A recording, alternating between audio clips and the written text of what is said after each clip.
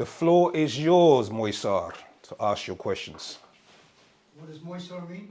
Family. It means family. It means, actually, in fact, it translates as family. But the literal meaning, it means sticky. Sticky. Okay. Yeah, ones who are sticky. We're familiar with each other. That's where you get the word familiar from. Yeah, you're talking about family who are bonded together. Yeah, so that's what Moisar literally translates to mean. Okay. Any questions? Could you mute a mic, please? Inshallah, thank you. From Reye Sananda to everyone, can we go into the pyramid? Sorry, there's a question on the chat. Let me just check the chat. Unless your elder, you have a question? Yes. Huawei. Okay, so can we go into the pyramids ships of the crafts our overseers coming? Many of us have seen them. Okay, let me ask Ray Sananda's question and then, right, so know this, that our Natharu will be coming in an etheric form, okay? Crafts will be sent to those who are worthy to make the journey. Greetings, Rahubat. Yeah, it's not a thing of, the pyramids are here or the crafts are here and then you can just walk on. Because you have to realize that the whole main reason why the master teacher is here is to make you and transform you. Okay, it's a transformation. It's to get you to be able to pass through certain density levels and certain levels of frequencies.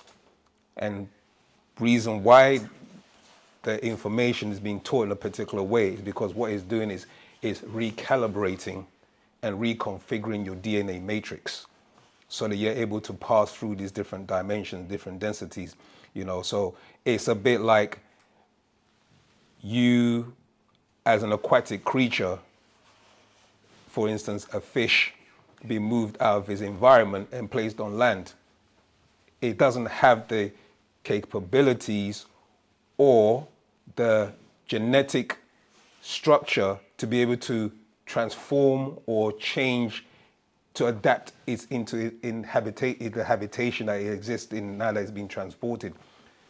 The thing about who we are as deities is the transformations taking place because we're studying and we're applying what's being taught, and we're also learning the language, and we're doing the different things that are required to help change your DNA and your frequency of your DNA so that it can align itself with the planet, it can align itself with the solar system, it can align with itself with the various star systems that some of us are from in the Sirius and Orion star system.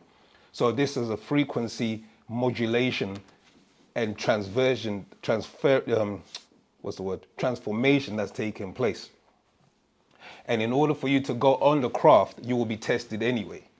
Okay, so it's not a thing of, I've made it, or I'm here in Wu Sabat now, I'm reading a couple of books, and that's not how. So the overseers, as you said, our overseers come in, many of us have seen them. When you say seen them, you have to be a bit more clear because it depends who you've seen. And as I said, they come in etherically, because as etheric beings, they'll be able to see your etheric light. It's all about your aura, your auric field. And if it's of the right formula or right frequency matrix, do you get what I'm saying? For them to be able to actually recognize who you are. And that's part of, again, us gathering together, is because once we raise our genetic and molecular frequency and our bodily frequency, these natural nature beings, Natharu, the Etherians, they'll be able to know who their children are. Because there's a signature, there's like a, how can I put it? Yeah, there's like a black print, or what they call a blueprint, you see what I'm saying, of your DNA that's encoded with certain particular formulas. And this is what the master teacher is literally teaching us, is that these formulas are by way of our charts, These formulas are by way of our language that we speak, and these formulas are by way of also the language, the chanting, and the study of wu-nuwaupu. So when you're reading the doctrine, do you know what I mean? Be a diligent student. Study, apply, learn, find out what's good for you, find out the formulas that's applicable to you that can work.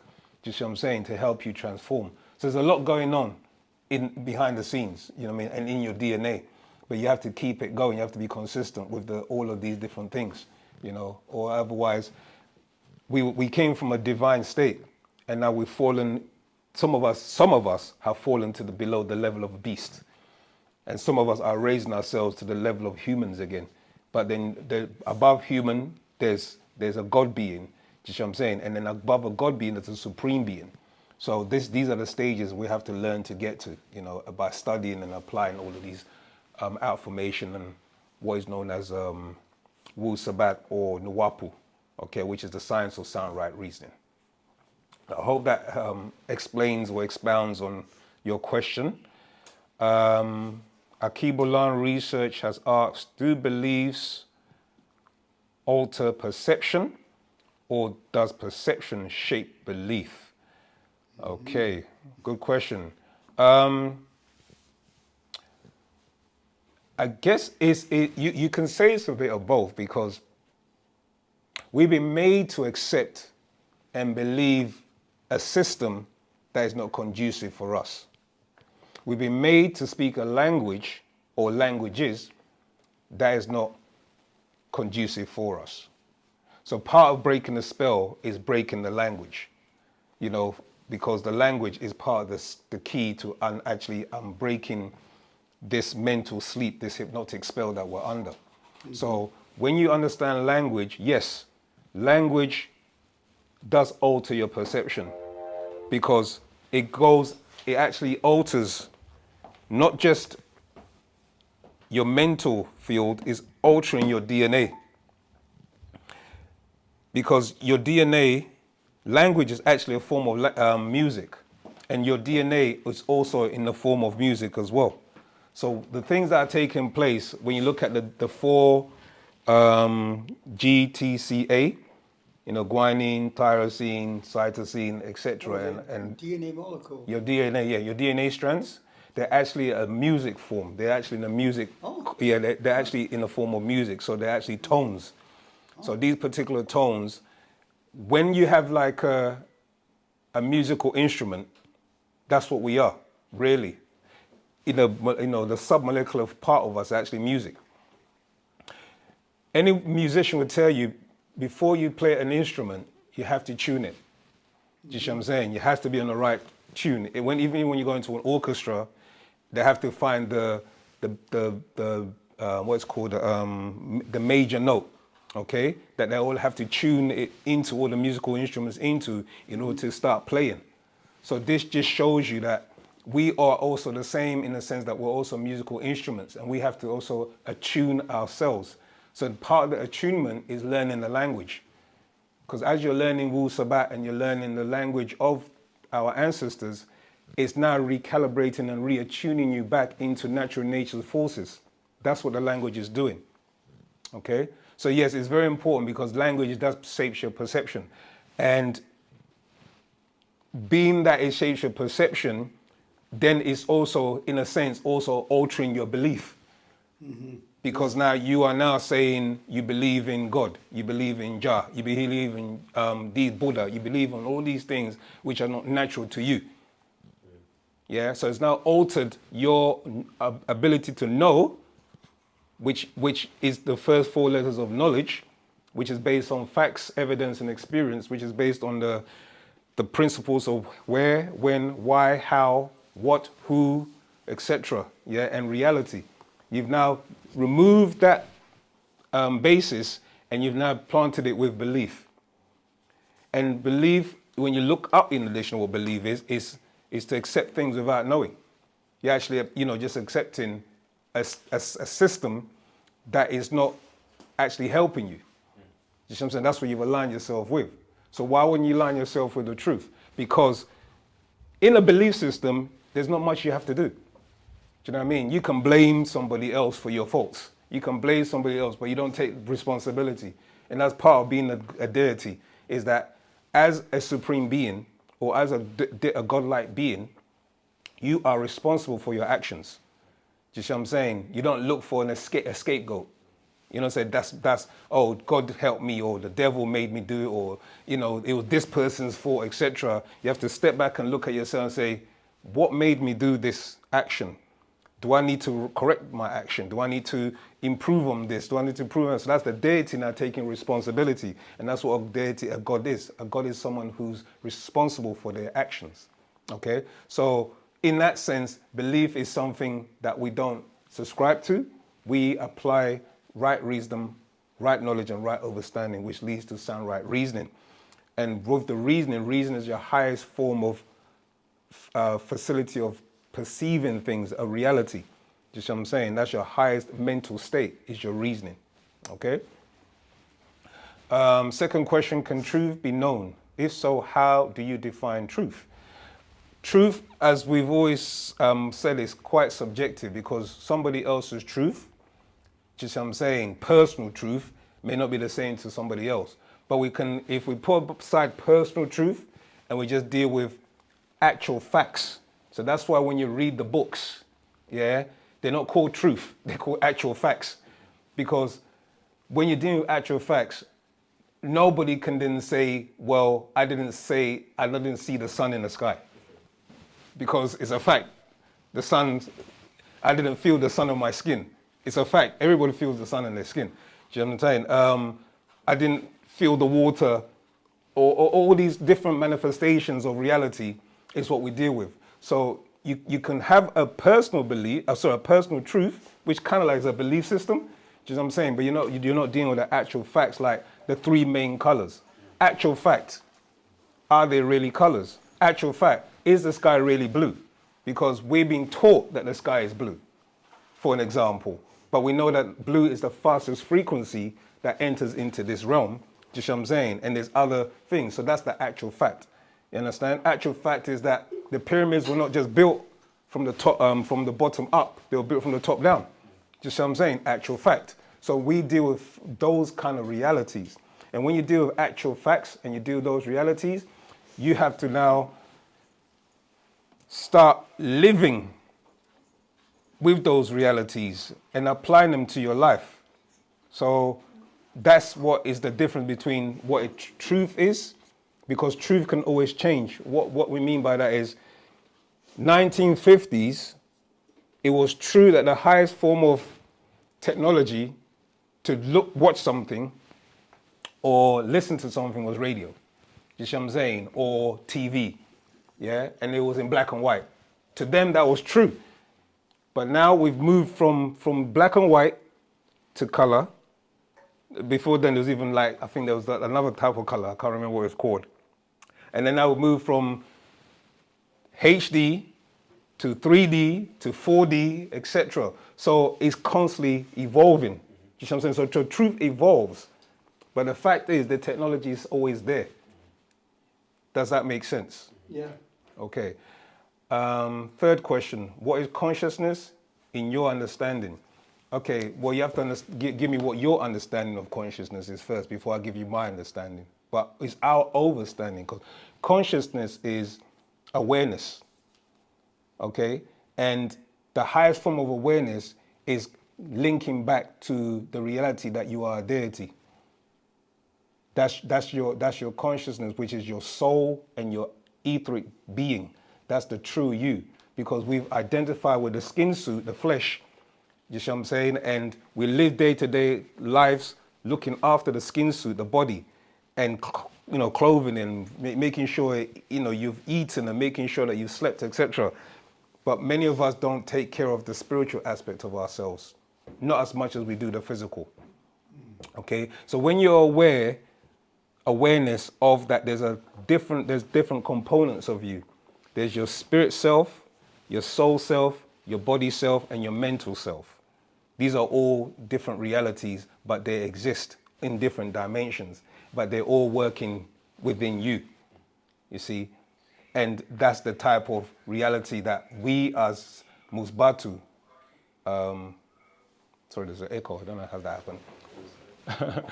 We as Musbatu work diligently to try and recognize that that consciousness state is not just on one level, it's on many different levels, because now you're aware about your mind. So for instance, if you are in an environment where your mind is being affected, or you're in a state where you can't concentrate, and you know that your mind is a tool that can be used for concentration and manifestations of certain things, or keeping in a calm state, because we are aware that when your mind is in an agitated state, you allow beings to influence the way you think and the way you behave based off of your emotions. So those are the realities, those are the actual facts of being really conscious.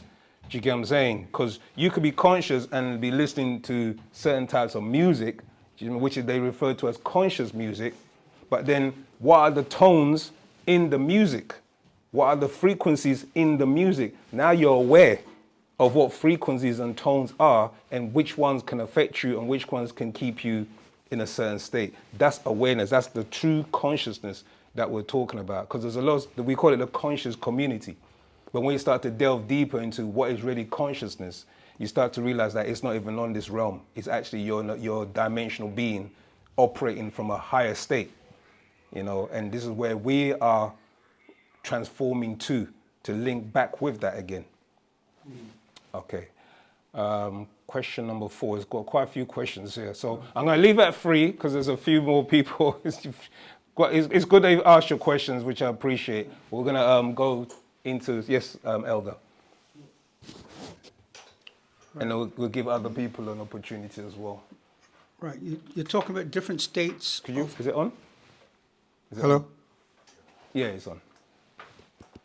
No, it's not on. Is it?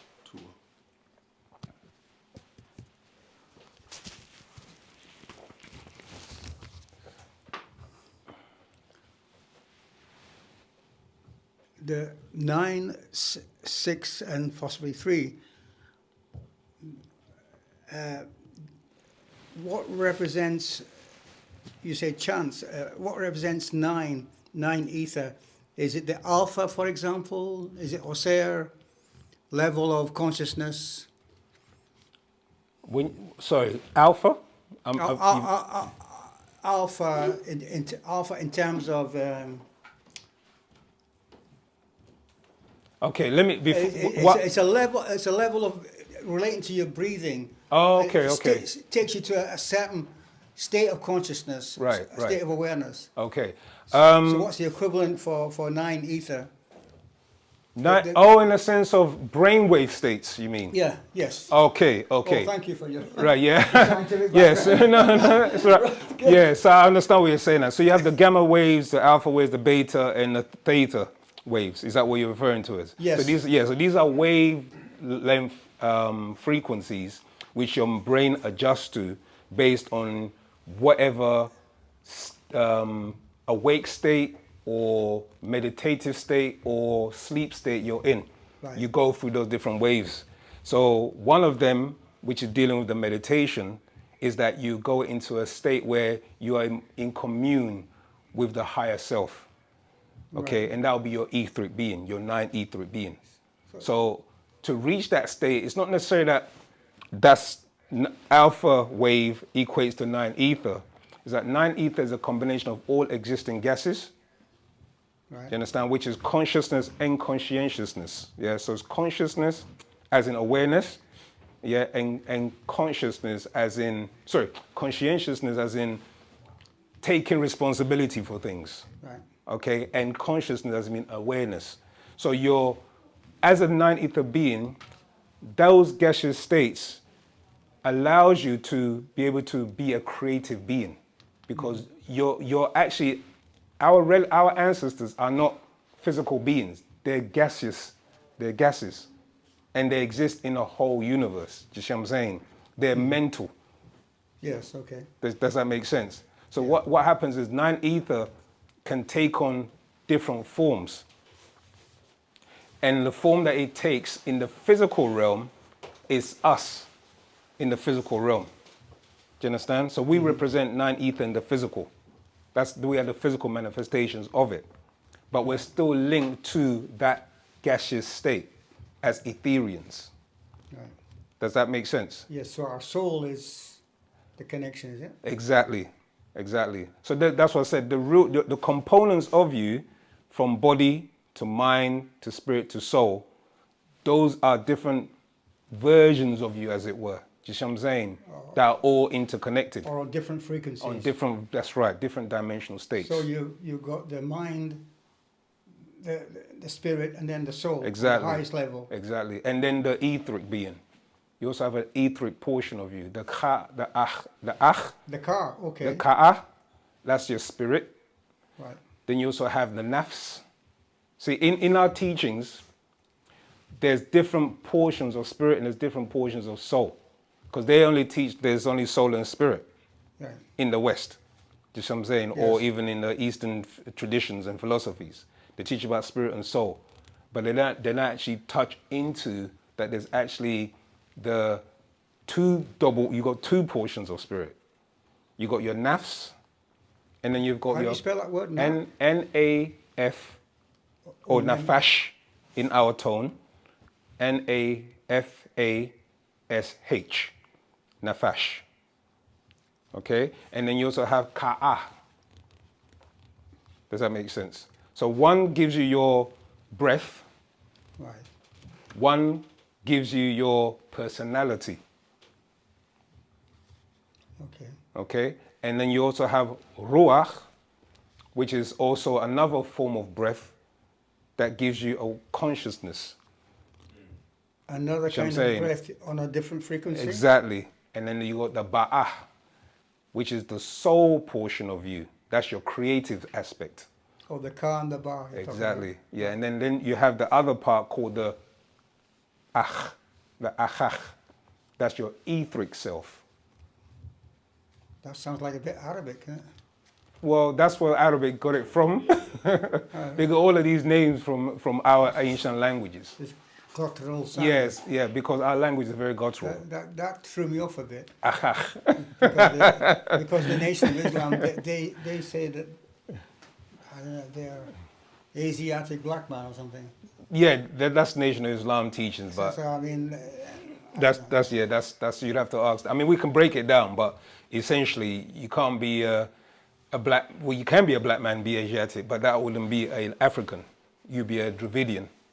You see what I'm saying? never understood what was their definition of an Asiatic black man. Yeah, but that's we're gonna digress. So Yes, you have you have those elements of you, yeah, those different aspects of you that exist as a being, and because you're experiencing a 3-dimensional reality, the physical aspect of you has to navigate in this environment.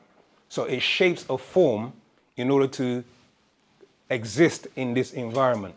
Do you understand? And this shape that we're in is to be able to exist and cohabit, interact, etc. with others, because the mass consciousness is all connected. Yes. You understand? Yeah? Okay. You have a question? Yes, Tua. My question is, just on that, what about animals? Do they have a soul and a spirit? Animals have spirit, but not a soul. That soul portion is the divine portion that was given to you by Panataru. You understand? But all of nature's creation or growth has spirit. Because everything is alive. Is it the same spirit? What do you mean, is it the same spirit in that sense of, is it coming from one? Yeah, or is it like identical? Same Well, spirit? nature's spirit, it differentiates. So, you see what I'm saying? There's different potencies of spirit. So as you can have 6 ether forces, you can have 3 ether forces, therefore a form of spirit.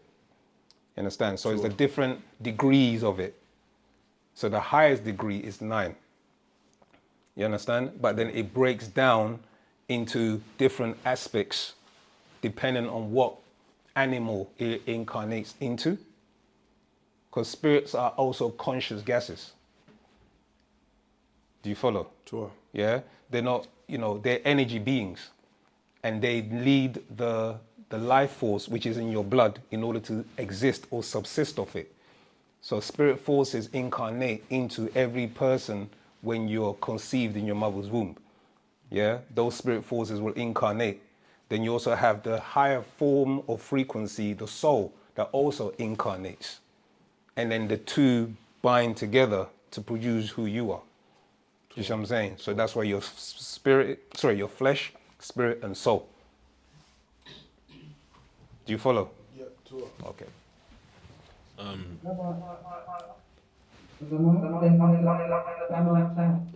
Okay, Adelise, I'll go to Adelise then you, my brother, yeah? Rahuba Adelise, please ask your question. Rahubat, Samal, thank you. Tofik, sorry. My question is, so, and please correct me if I'm wrong. So when it says that they don't have a soul, does that mean, and I'm saying they as in like the six ether, they don't have a soul, does that mean like they don't have a conscience? Is that correct? No, there's a consciousness, but Yeah. it's on a lower degree, do you get what I'm saying, of consciousness. So Because, what does it, I'm sorry. Go yeah, ahead. no, go on, ask your question. So what does it mean, okay, so then what does it mean when it states in the scroll that they don't have a soul, meaning like the six ether, like, you Okay, know? so like, as I said, there's two types of soul. There's the Okay. ruach, yeah, the ruach, and then you have the ba'ah. So it's the ba'ah that is missing. That's the creative aspect and the being that has the compassion, care, Okay, so etc. it's not so much like that they don't have a conscience, it's like they don't care. They don't operate off of that. They don't operate off of our shook. Do you see That what I'm makes saying? sense. Yeah. Okay, And remember when we have to be this quite distinct here when we say Caucasian race, because we went into this before. There are beings on this planet, okay, that were grafted.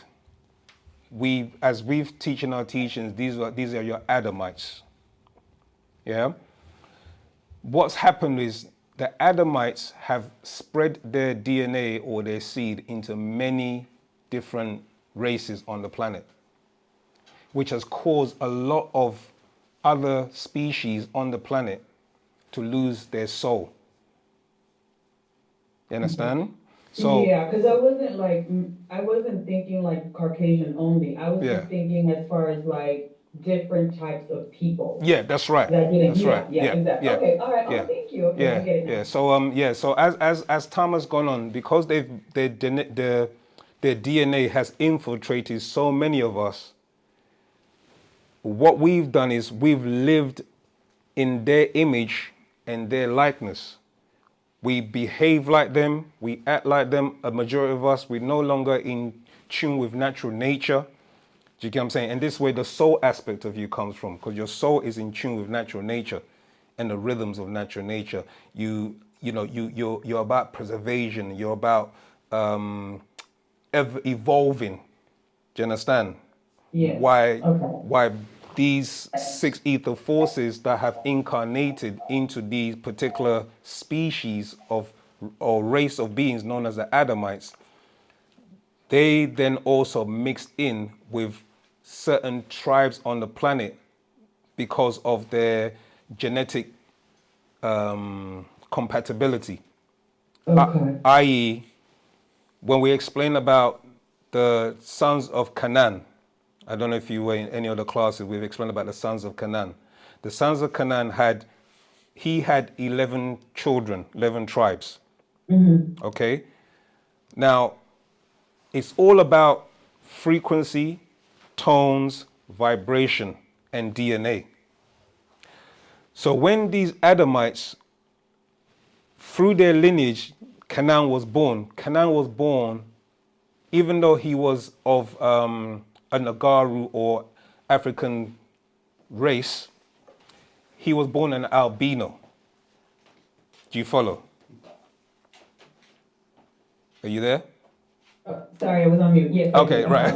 Okay. So when he was born, him being born an albino, He later on went and mixed his seed with another species of Caucasian race, okay, that were in the mountains at the time. These were your other graftations from another experiment that was done by extraterrestrials. Okay. Okay, so the two mixed their seed. The tribes that came from that became known as your Celtics, your Celtics, your Saxons, your, you name all the European type of tribes that came, this, you know, yes, all these different tribes came from the mountains. This is why they call themselves the Caucasus Asians, Caucasian, the Caucasus Yeah. Mountains. So when they were in the mountains, the link to them receiving a negative or disagreeable spirit forces is by way of these 200 fallen angelic beings that were cast to this realm, to this planet. So you have to, now what we're doing, what the master teacher has done is, or what I'm trying to do is show you the correlation and the lineage, okay? So when these 200 fallen Nephilim or Nephilians were cast from the higher realms, they were cast to this realm, but they did not inhabit a physical body. All they had was their spiritual essence, which was of very disagreeable energy. Do you follow? Yes. Right. Yes. Okay. So this negative, evil spirit energy of these 200 fallen, they were able to take on these bodies of these children of Canaan because their DNA and their frequency of their being, it matched theirs, the resonant frequency. So they were able to incarnate into these children, the 11 tribes of Canaan. And then what happened was they were then able to multiply. They could then mix their seed because we're dealing with spirit forces that can duplicate themselves, replicate themselves, just like how we have physical children. Just what I'm saying, they have the ability. Spirit forces can also, you know, duplicate and quadruple themselves and multiply themselves into many different forces that are on the planet. You understand? So, Yes. so when this took place now, if I jump to Genesis chapter 6 for a minute, it says there, and the wickedness of the Adamites, or the thoughts of the evil, should I say, of the Adamites was evil continuously. You understand? So their thoughts and their process of their minds is evil. Okay. And they have now, by way of their genetic makeup, they have now mixed in with many different species or races on the planet who have now inherited those traits. Okay. You understand? Those genetic markers. Yeah. Right. Yeah. So because of that, many people or races, including especially the Adamites, they lost or they forfeited their ability to move to the higher realms and lost their soul. Oh, okay, okay. I think I was confusing soul with spirit. I think that's where Okay. my confusion Okay. came. Okay. Yeah, okay, Okay. okay. Yeah. Todd, thank you so much. I appreciate you Antak explaining. Antak Zamata. So that must be the reason why. Sorry, I've got a question, and then Zama. Yeah, Elder, I always will respect you first. So if you could use the mic, Elder, and speak, and then we'll go to Kobe. Sorry, I was just. That's all right. What was I going to say now? Greetings. How are back? I've always felt that it's difficult for Europeans to change. Therefore, it's on us to change. So maybe that's connected to what you're saying, is that because they're a different kind of species or grafted species, Yeah. whereas they don't have that connection to the nine ether realm. It's the thing is, prior to the Adamites, there were other Caucasian type beings on the planet. You see what I'm saying? Humanoids. Let's just say humanoids. So now you're going to the Neanderthal. Yeah, all these anthropological names for these different species that were on the planet. But what took place is that when it came down to a certain species known as a Cro-Magnon, Okay. Then you had the Basque people. If you go and research about the Basque, There's in Spain somewhere. yeah, and other regions, that's right. These Basque people, they had a particular factor of blood type, which was Rh negative blood type, okay, the A group. You understand? So they were predominantly the ones used to wipe out the Cro-Magnon. Okay? Because these what you have to realize is extraterrestrials have had a lot of interceptions on this planet regarding different species that are on the planet because they are genetically related to them. Just like we are related to our ancestors, Parnatharu, you also had the Pleiadians who made their children on the planet, known as your Scandinavians, okay? And from the Scandinavians, you then had branches and subspecies that came from them.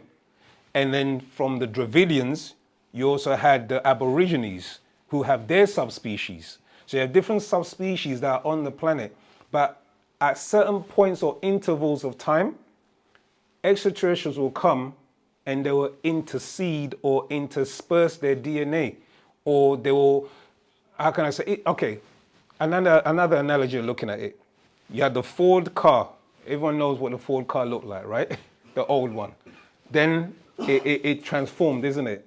Yeah, but the underlying mechanism of the car, it still has a motor, an engine, etc., etc., etc. But they've modified it. So the modifications has come in over different periods of time, just like how you have different mobile phones that have had modifications or upgrades. Yeah, and these extraterrestrials, what they do is they infiltrate. Some of them are not even allowed to come onto the planet, but they use certain getaway passes. You know, when you play Monopoly and you got your getaway pass to come out of jail.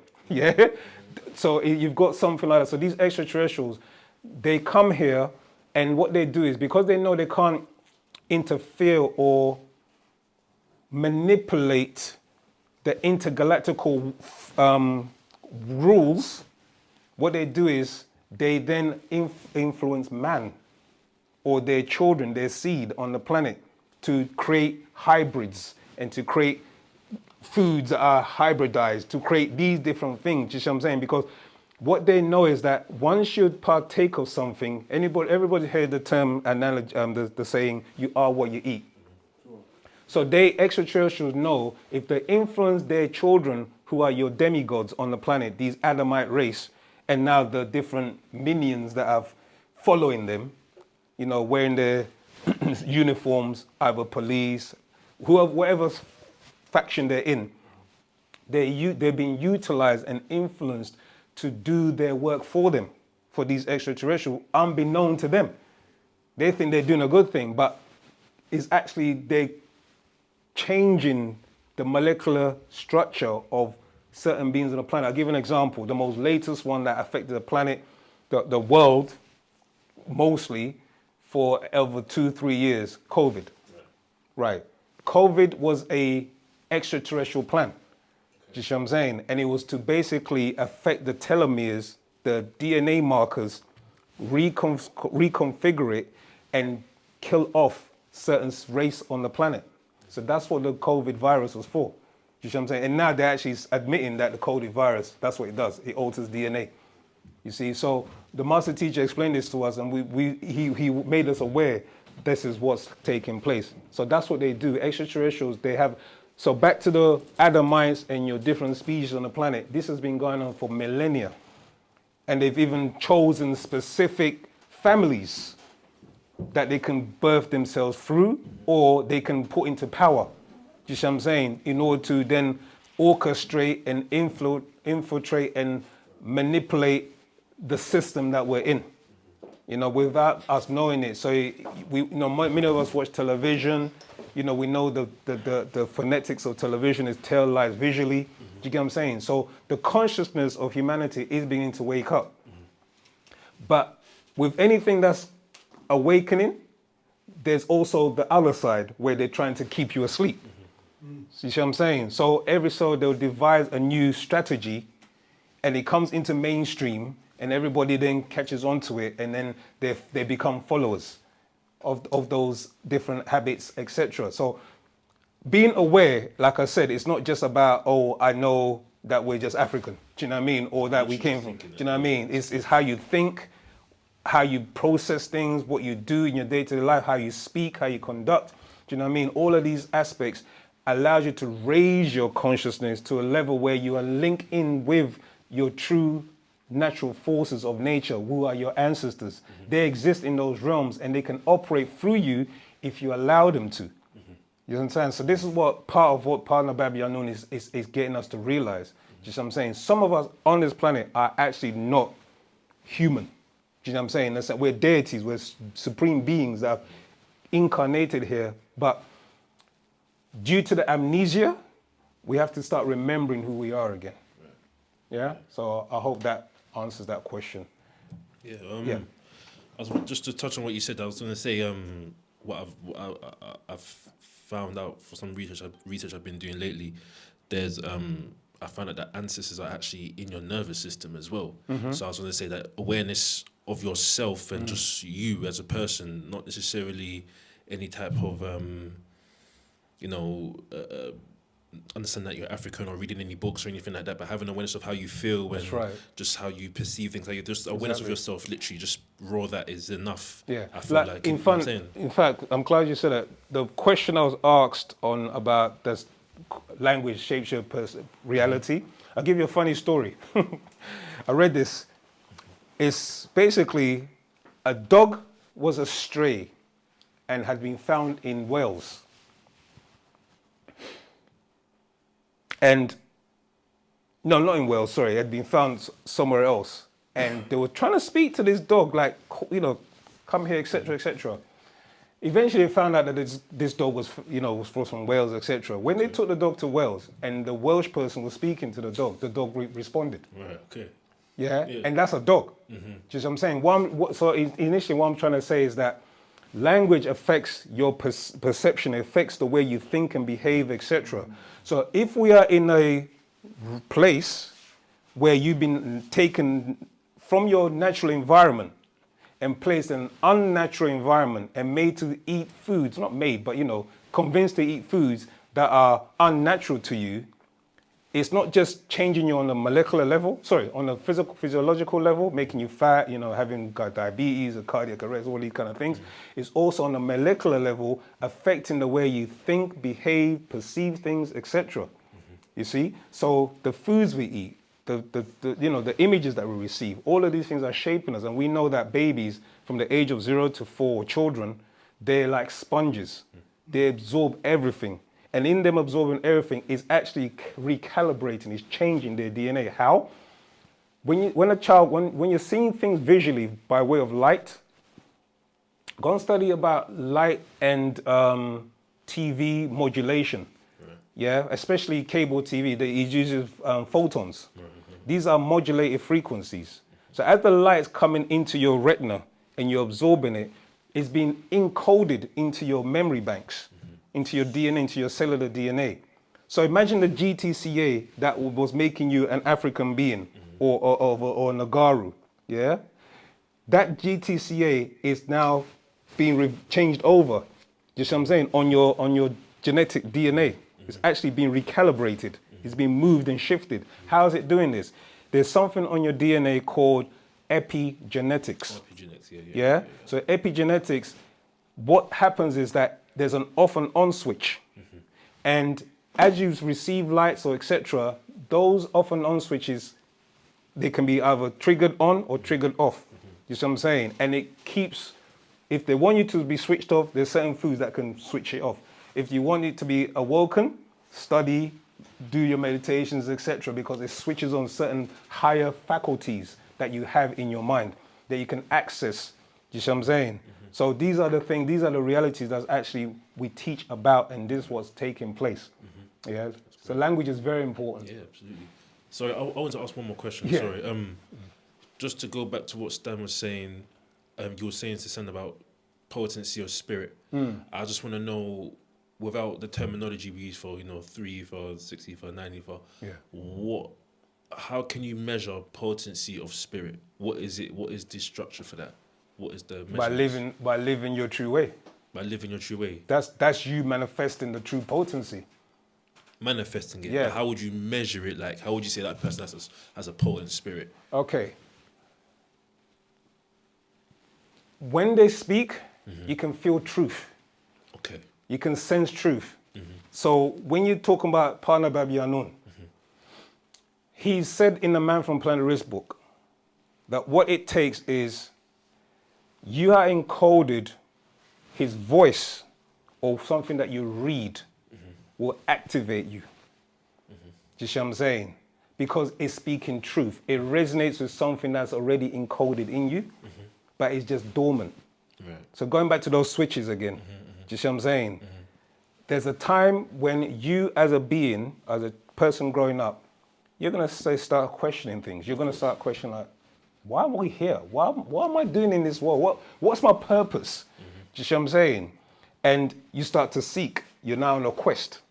So you're asking questions. As you questions, your narrow frame of reality starts to expand. You are now becoming the all expanding. Your mental field is now becoming expanding because the deity that's really inside of you has now beginning to wake up like a lotus blossoming. Do you understand? And because it's now beginning to blossom, it's beginning to awaken, there are little triggers because your mental faculties is now opening up. And as you open up your mental faculties to the reality that you're not just this being, you're more than that, the ancestors that reside in your DNA, in your spirit and your blood, the ones that are positive, they can now start to work through you. And they start to give you little synchronicities in your life that if you're aware of them, you pick them up and you follow. And that's what becomes your spirit guides. You understand? You said you have something guiding me. You understand? Or someone's, I feel guiding, I feel more strong, I feel more resilient, I feel more alive. And these are the things that starts to take place. So the potency starts to then be triggered inside of you. And all you speak is truth. Because the only person you're going to lie to is yourself. You understand? Yeah? Or you can deny it and rationalize it and say, nah, it's not what it is, etc. You know what I mean? And then, so that's essentially what's taking place. Okay, thank you very much. You're most welcome. Thank you. Raoba Zamata. Hello, thank you. Greetings. Thank you. You mentioned about modulation. Could you explain? Because I don't really know what that means. No, it's fine. I like to use big fancy words sometimes. It's just me. And is that modulation the same from the light from the sun? Yeah, because they're just literally frequencies that come in as, imagine like Morse code. You have, or even, better yet, explaining. E, ha, u, u. So, ra, hu, bat, that's a modulation. Ra, hu, bat, modulation. So it's just the peaks of energy and frequency that your body picks up and your ears pick up and translates into electrical signals. Do you see what I'm saying? But those electrical signals that is then being converted from electrical to, what's the word? Let's say cellular. Yeah, cellular, but I was looking for another word. We'll leave it at cellular for now until you remember. Into hormones. They trigger your hormones. You see, it secretes. So everything that's electrical activates a hormone in your body. Does that make sense? It does. It does. My second question is about, you spoke about it numerous times. Okay. And I understand it. Right. This RH negative, right? Yeah. Okay. Can you still be guided? Because I'm RH negative. Yeah. Can you still be guided? It doesn't make you a bad person. It's just that, because everybody asks, like, does that make me bad? Because I don't have it. No. It doesn't make you a bad person. It's just what you've inherited. It's a genetic trait, just a blood type that you've inherited. From where? You understand? From yeah. where? Sorry? From where? Where is From it where? inherited from? Because even though we may look this skin color and our features, that's another genetic thing, just a trait. But also know that we've mixed in. Just what I'm saying. And we've mixed in with Dravidians, we've mixed in with Caucasians, We've mixed in with other subspecies, other tribes that have come into our Africa, or when we've migrated. Because what you have to realize too is that what the master explained one time, you could be sitting in here now, and he said you could be Ishmaelite, Midianite, referring to the biblical names. Yeah, we're all of those tribes. Why? Because a time ago in Egypt,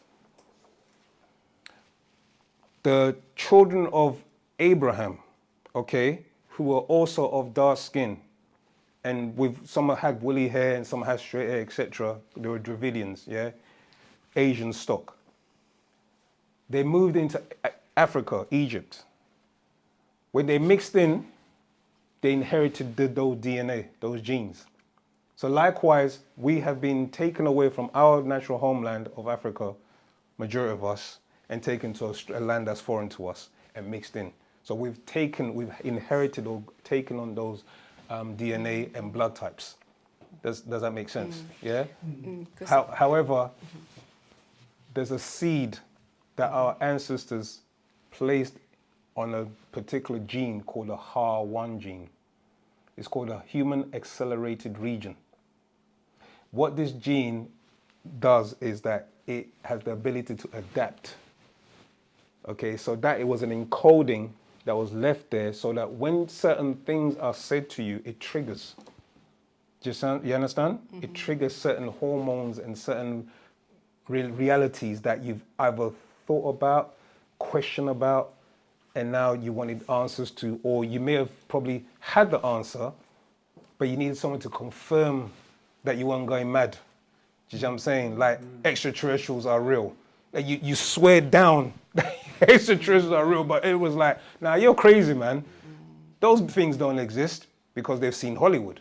They've seen all of these different TV shows, you know, but now it's confirmed. They exist. Now what? Was I mad or were you mad? Who was insane and who was outsane? You understand? So I was in my sanity, you were out of your sanity. Because you wanted to believe the narrative that was put out there that these things were strange or didn't exist. You know, and now it's confirmed. The proof is there now. So these are the things that, so yeah, don't get caught up too much on the blood type thing. Do you get what I'm saying? It was just originally, the original blood types on the planet was Nagaru, had A positive, B positive, O positive, etc. Yeah, that was the Nagaru race originally. We're talking millions of years ago here. Because I was under the understanding that the RH negative was the rhesus monkey. No, it's no. That's what. Oh, okay, no. They keep talking about. It's not that. It was like, found that protein was found, right, which was similar to the protein that's in the DNA of humans. So when they named it, they applied that name to it. Mm-hmm. Do you understand that it was rhesus negative because they found that same type of what's it called? It'll come to me. But yeah, it's the same similar thing that was taking place in the rhesus monkey. Right. Yeah. Okay. Does that make sense? Yeah. Rahul, with all the different... Oh, sorry. That's all right. Sorry, yeah. Kobe, and then we'll take one from the class. I apologize. Yeah. Kobe, go ahead with your question. Rahul Bazima. So, sorry, I'm just going to go back a little bit to when you were talking about soul and spirit. And you were talking about how spirit binds to the soul to form you before you're born. So, I guess my question is, can you have a spirit that is lower than 9 ether that can still bind to a soul? Yes. Because the spirit itself is something that has existed. You have spirit forces that exist in this realm without soul, but they incarnate into children, into fruit by way of the mothers. So all depending on the mother's mental and health, etc. Yeah, and how she looks after her body and her resonant frequency, she can attract certain spirit forces. You understand? And they can incarnate into that child as well. Tour. So, and because just because you're Nugaru doesn't necessarily mean that you're gonna have a soul to pass on, right? Exactly. Because that soul portion is really the mitochondria DNA and the feminine. She has a lot to play a part in that, in the receiving of the soul. That's the one of the reasons why her DNA has to be maintained and has to maintain its integrity and cannot really be too scrambled up or affected, because with her DNA and her mitochondria, she allows soul to be born into this realm. But if she's, let's just say, playing for the other side, and she's not looking after her being, and she's regressed to the level of 6 ether, then she'll be attracting 6 ether forces. Do you follow? Tour. I'm just thinking about like things like music right now, because like you have talented artists that kind of express their soul on the songs that they make, but the spirit force that's behind it isn't particularly pleasing, or it's not agreeable, if that makes sense. Tua. And what you also have to remember is a lot of soul now can be mimicked. So an example of mimicking, a dog can whine like he's mourning someone who's dead. They'll sit by their owner and they can whine, and it's mimicking an emotion. Do you understand? But really and truly, it doesn't have a soul. So it can mimic. So beings can have the ability, or spirit forces have the ability where they can mimic emotion, but not necessarily be that they have a soul. Does that make sense? Wow. Yeah. So there's a lot of that does happen, where you can watch a movie, for instance, a TV show or whatever, and the actors on there, they're mimicking that they're crying. They're pretending that they're sad. But what you don't realize is behind the scenes, there's a camera and they're saying action. You understand? But then what happens is we all fall into it. We're all sitting at the edge of our seats, and we're actually, absorbed by this person's emotion. But then they're getting paid for mimicking an emotion that's not real. And then there are those on cinema who do have a soul and do express emotion and soul. Don't get me wrong, but majority of the time when you're watching a movie, if you look at the word movie, is moving you. Do you see what I'm saying? Yeah, it moves you emotionally. So because it's moving you emotionally, you're actually bound, you're drawn into that emotion. But it's lights, camera, and action.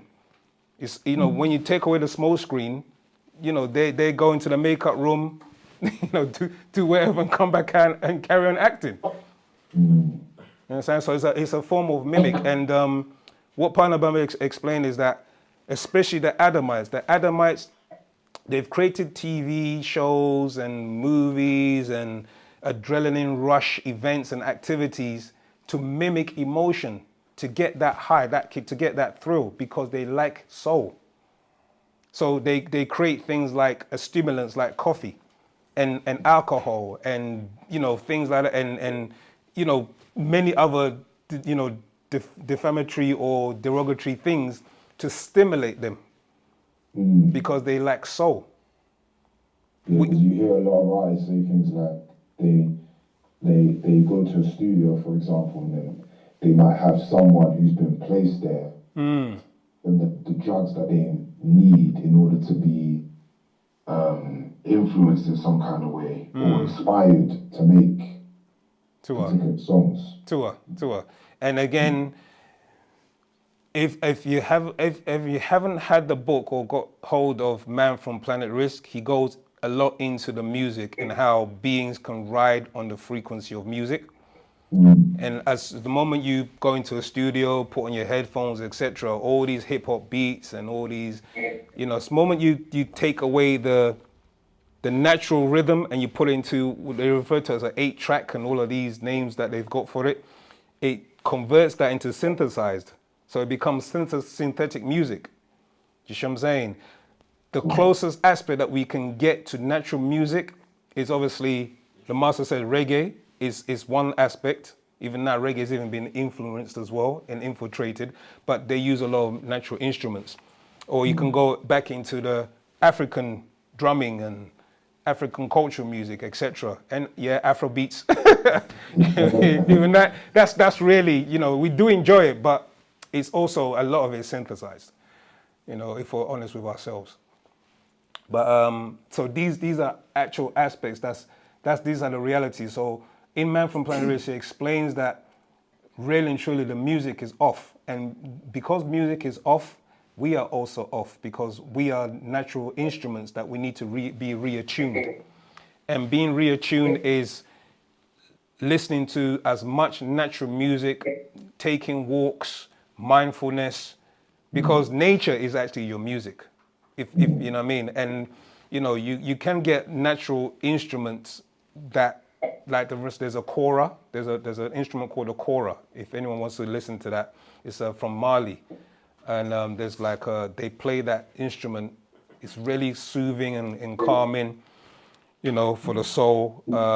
There's also certain drums that you can listen to, because the drums is a signature of the heartbeat. There's also there's an Armenian flute called the duduk, which if anyone's had the opportunity to listen to one of the recordings from Parnabab Yanun, it talks about the duduk in there.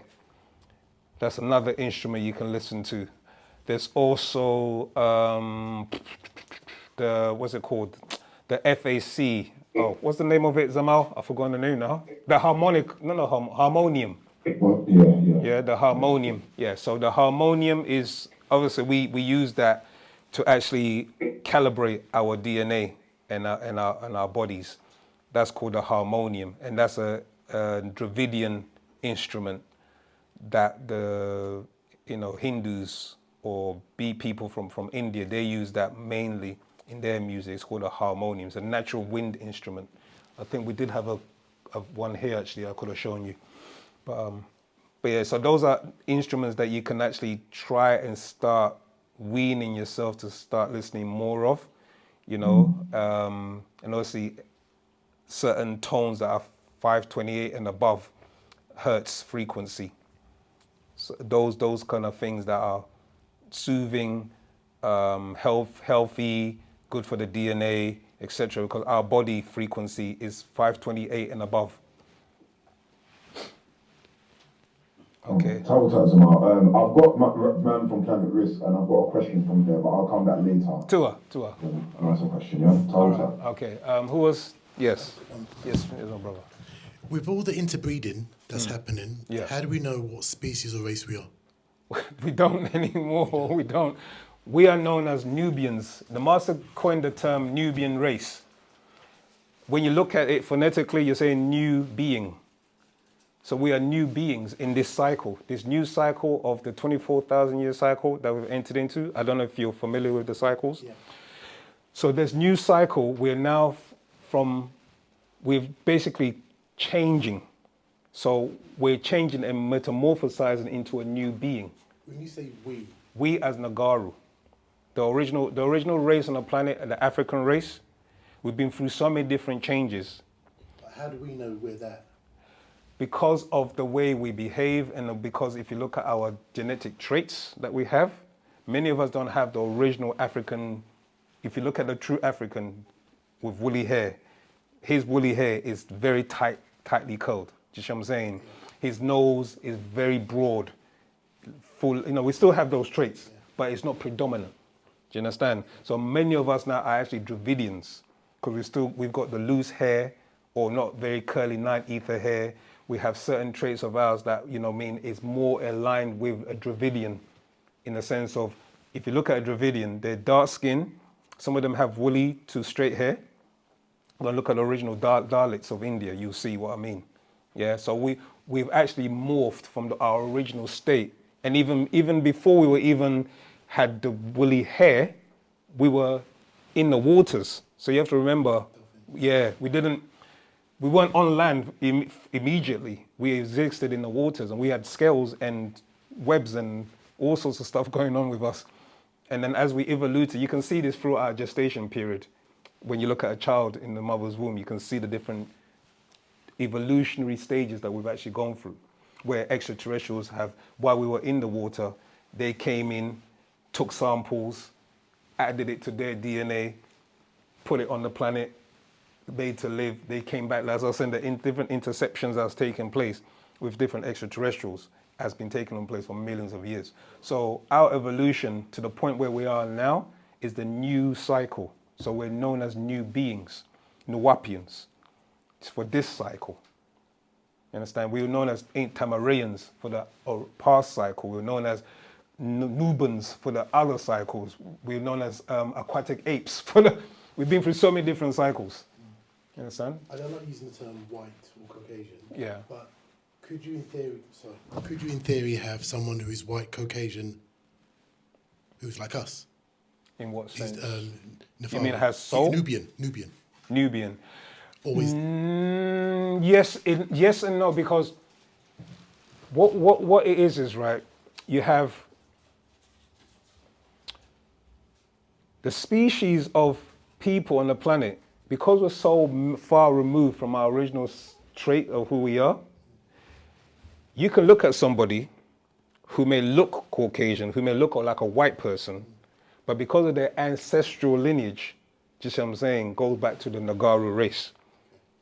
I'll give you an example. You see J. Edgar Hoover, yeah? He has an African ancestry, but you see what I'm saying? But he hated black people. He couldn't stand black people. Does that make sense? Yeah? And you even have people in, there's a movie, it's called, what's the movie called? Imitation of Life. It's an old movie called Imitation of Life, where essentially this Nagaru girl, she had features of Nagaru, but her hair was straight and everything. She was very, very light skin.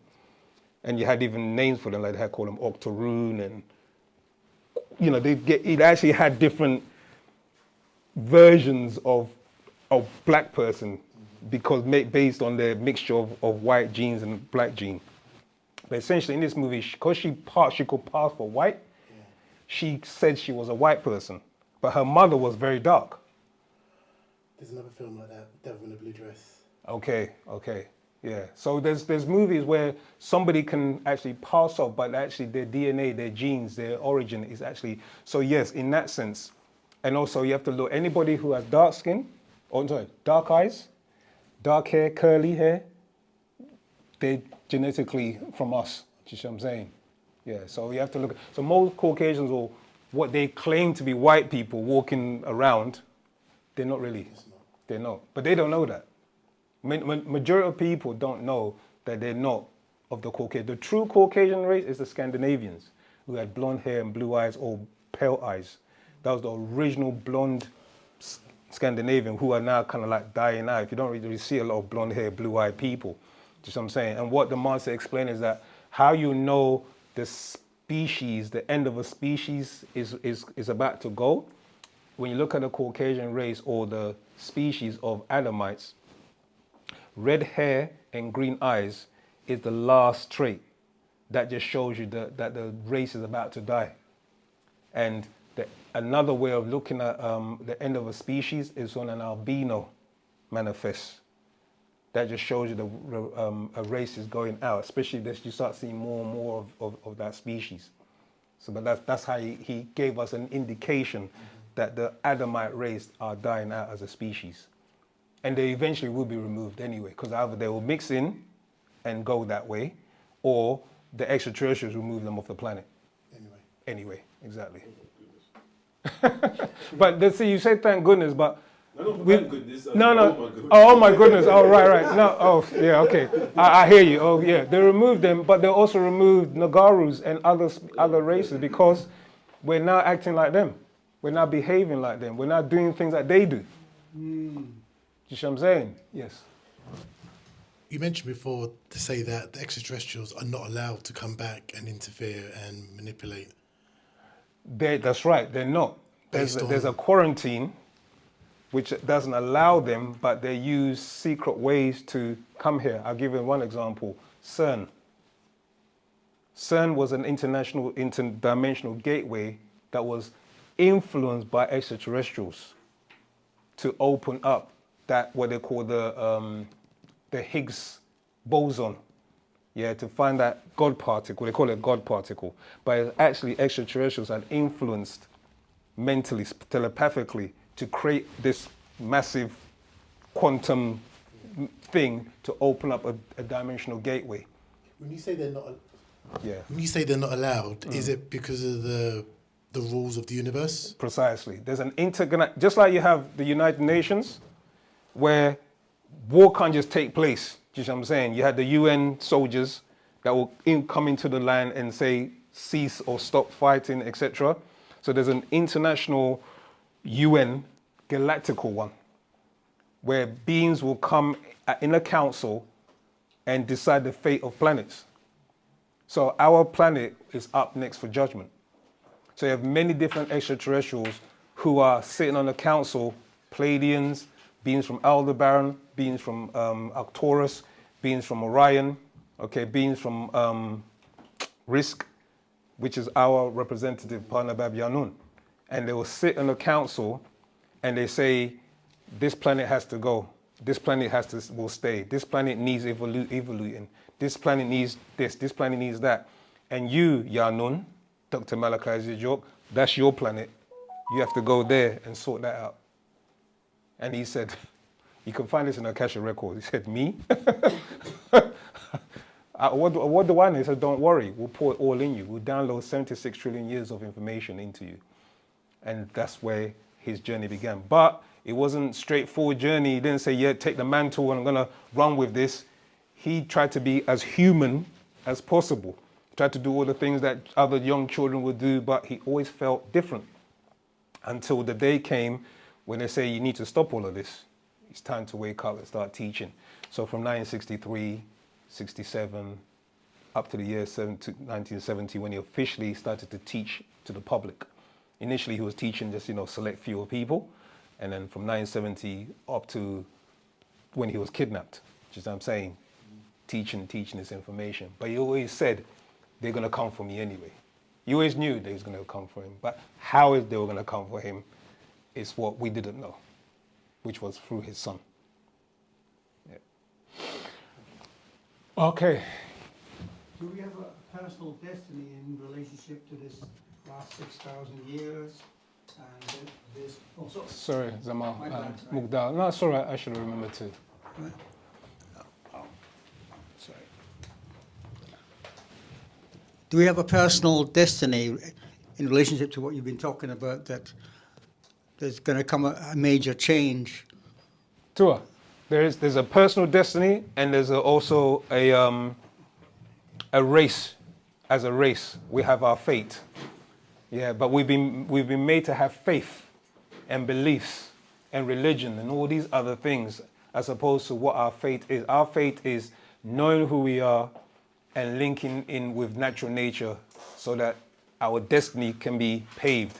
That's why when you read, if you had a chance to read any of the books, especially the small pamphlets, they're known as Pa Tarak, which translates the way.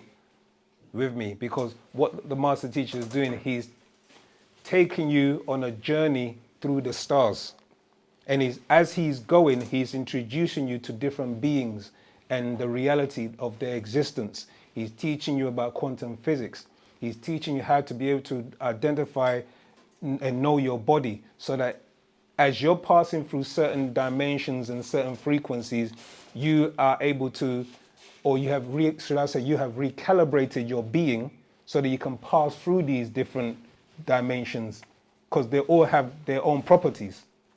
Earth has properties of gravity. You may go to another dimension that might stretch you.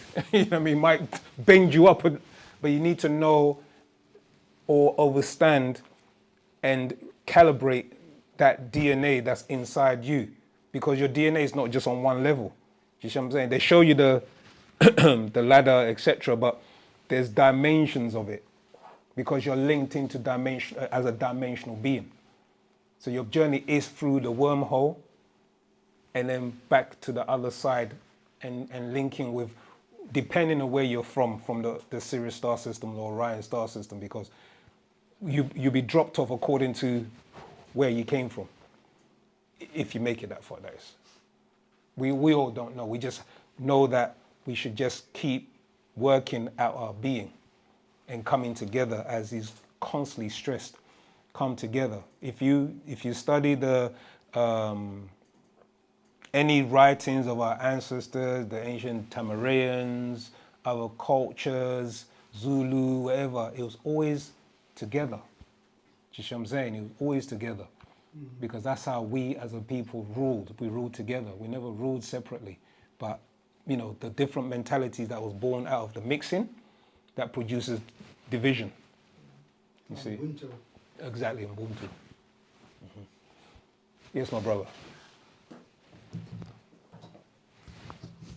Rabat. Rahul guys, I was listening to a OM meditation by Dr. Malachi Z. York on OSM Vision. Tua.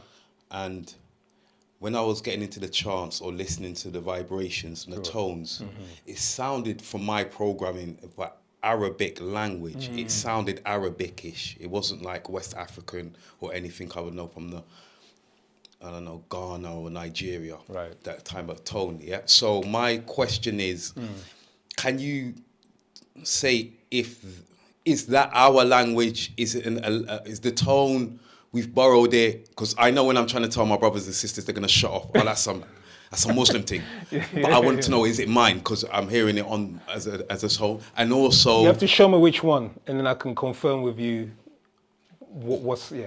Sorry. Tua. The 9-hour one, so let me see. So I Is it didn't the volume? turn it up. Sorry, I had it on. Oh, that's all right. Yeah, that's fine. That is our frequency. It's not even our. It's the sound of the universe. It's the note of the universe. Okay, so even if it's recognized as someone, an Arabic woman, it's not theirs. It's not theirs. Yeah. Okay, It's not theirs. that's what I want to know, where that tone's from. And also, when is it important? What is the importance of the use of meditation and listening to tones, say like in a summer solstice or winter solstice? What's the importance of Yeah. what's the importance of tones? Tones are, if you rearrange it, you look at notes. You're looking at the word notes. If you look at tones and you rearrange the letters, you're looking at notes. So notes are frequencies and vibrations, okay, that reattune you to the frequencies of the planet, reattune you to the natural frequency of the universe, and reattune you to your body's frequency. So there's 3 notes or tones that we use, the F, A, C. Okay, these are notes, and when I was talking about the harmonium, okay, the harmonium is a natural instrument that will play these notes for you. And what we've been guided to do is hum or chant on those particular frequencies, on those notes. Because what the F note is the note of the planet. Then you have the A note. The A note is the note or natural tone of your body. Yeah? And then you have the C note, as my good brother Sekin always said, and I remember it like this, is think C, cosmos. Yeah? So the universal note is C. Yeah? So when you're able to find those notes, then you reattune your voice box back to the modulation. Yeah, you modulate your voice in accordance with that frequency. So then when you're speaking a language, for instance, that language is also tones. Because what people don't realize, language is not just words strung together. There is actually music. So the music that we're actually singing is known as misbatia, but we call it a language. But it's actually music tones. So those music tones, what they are doing for your body is rearranging and recalibrating the original pattern of your DNA. Do you see what I'm saying? On a molecular and a submolecular level. Once your inner being is then reattuned, you open up the gateways to your etheric being. And your etheric being has the keys to unlock the mental realm where you are able to access knowledge from your ancestors, knowledge from whoever, even beings that you're not even aware of, but are connected to you, can help you. And this is what the black magic is, why they're afraid of us. Because if we're able to access that and manipulate it in this realm, we'll be unified. So to close that, to make sure we're distracted with That's other right, things, exactly. is a good Yeah. mission for them Oh, in yeah. order for Most it. definitely. Most definitely. Yeah. It's the whole agenda is to keep you off balance. Do you see what I'm saying? Not being in centered. And Wu Sabat does not mean you're all good. Yeah, and you're sitting there in some cave and humming. Yeah. It's about balance. So that's what Wu Sabat or wu-nuwaupu teaches, balance. And learn to use your disagreeable side when it's necessary. Learn to use your agreeable side when it's necessary, and maintain the balance. Yeah? Wawe. Tua, Zama. Oh, Rahubat, we've got a question, and then you can take the mic. Yes, Zama. Actually, it's related with what you're talking about, the relation between balance and black magic. Wawe. You can get back to it on due course. I appreciate a lot of things. Tua, okay. Go on, my brother. Yeah, so it's I'm on the charting thing now, yeah? So, now, with the charting, I don't know the language. I mean, I'm learning the language slowly but surely. But I do it every day. Tua. And you know, you got this one here. Oh, where?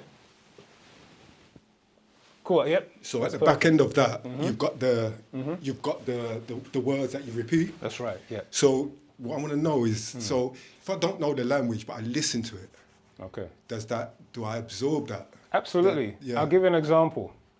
Yeah. When you were a baby, could you speak the way you spoke now? Yeah. No, that's right. Yeah. But eventually now you're able to articulate. Yeah. Well. So. Yeah. Well, that was my thinking. Yeah. My thinking was, I do it. If I do it, I'll absorb it. Because remember, sorry to cut. No, sorry, no. But as I go on, I'm actually starting to. Exactly. I'm starting to recognize the recognize words, it. I'm starting to do. Yeah. That's right. Slowly, Refining and retuning. Yeah, exactly. That's it. And the bits I can't say. I hum them. Wonderful. Yeah. You apply this. That's application. Okay. It's application. Yeah. I mean, the master had an update regarding the language and the tones, etc. And essentially, literally, what you've explained, how you're feeling. Do you see what I'm saying? Yeah. Trusting in what feels right and how it's allowing you to be in that state of peace. Do you see what I'm saying? That is true wu-nuwaupu. Yeah. Yeah, and just keep doing it over and over and over. Yeah, until when you come in a group, then you're also synced. Yeah. Because part of the thing is when we come in a group and we're chanting, because some of us haven't done it before, etc. like an orchestra, innit? If you're not tuned all on one thing, you can hear the wrong tones, etc. being played, the wrong beats. So it's good that you're doing it. So as you come in and then we're all chanting in unison in the chord. Remember, as I said, Pa Natharu, Marazaku, the Riskians, they come etherically. So your energy frequency, it starts to change, the color starts to change, and it permeates into that environment, into those etheric worlds, and they can feel that. You see what I'm saying? As they feel that, they know their children are doing what they sent this being to tell them to do, which was to start gathering together, because then they can be protected. Because the things that are going to take place on the planet will get worse before it gets any better. But we have to be in tune to be protected. If nature can't protect you, you're going to be also cannon fodder, do you know what I mean, for other beings and etc. etc. It's all about coming together. Also, so it's the time to chant is 9, 3, and 9. And 3 again if you can. And 3, I've done it once. Yeah, in 3. it's But, very difficult, I know. Yeah, but but if you miss it, if you miss it, you still can. No, because that's the thing. It's Yeah. not. See, it's not religion. Yeah, so that's it. Yeah, you're not that's gonna. That's what I thought. I did think exactly, that. Yeah. Cool. Do it as and when you feel is right. Yeah. So is there something behind this practice of salat? It's not necessarily salat. It's just finding a moment to do the chants. Right. When a moment of solitude. Do you see what I'm saying? So we have times where we do those chants in a moment of either solitude or as and when you can. Right. You with me? There is a form of prayer system. We do have a prayer system. It's called Pataful. We do have a prayer system which we can actually adopt the positions, but doing it in the world we live in and having all the different responsibilities is challenging. Not saying it can't be done. I'll never use that. Not that it can't be done. It's challenging, and you have to set a time for that to do it. You with me? But there is a prayer system. I can show it to you next time. It's called Pataful. Yeah. So we do have a prayer system. So, I mean, these classes are awakening, but do we need a more systematic understanding of what the teacher is teaching? And why we keep saying when we gather together, we have strength. When we have strength, we have unity. When we have unity, we can make things happen. We can get a bigger building. We can do this. We can do that. It's all about us and how much we want this. You with me? Yeah. Many hands make light work. We're striving to get things done. But the more of us that come and we do build together, we can have these places you're talking about. We did have a temple. We do have temples. We have a temple that's being built right now, just what I'm saying, in what's it called? Trinidad. Yeah? It's been built there because these are sanctuaries. And our job is to build sanctuaries so that we can also come there like every other culture does, so that we can pray and connect with our ancestors and do the many things that we're supposed to do. With me. So yeah, it's all about us. We are here. You can see the brothers. Do you know what I mean? We are here, the sisters, but there's so much we can do. So when am I getting my uniform then? As and when you're ready. Are you ready? I would like to think I was. Yes. Okay. You have been ready, actually, Elder. I know. I can bear witness. Be a witness. We'll get it sorted out. I'm waiting on the word. No, there's no word. Just say, can I get a suit?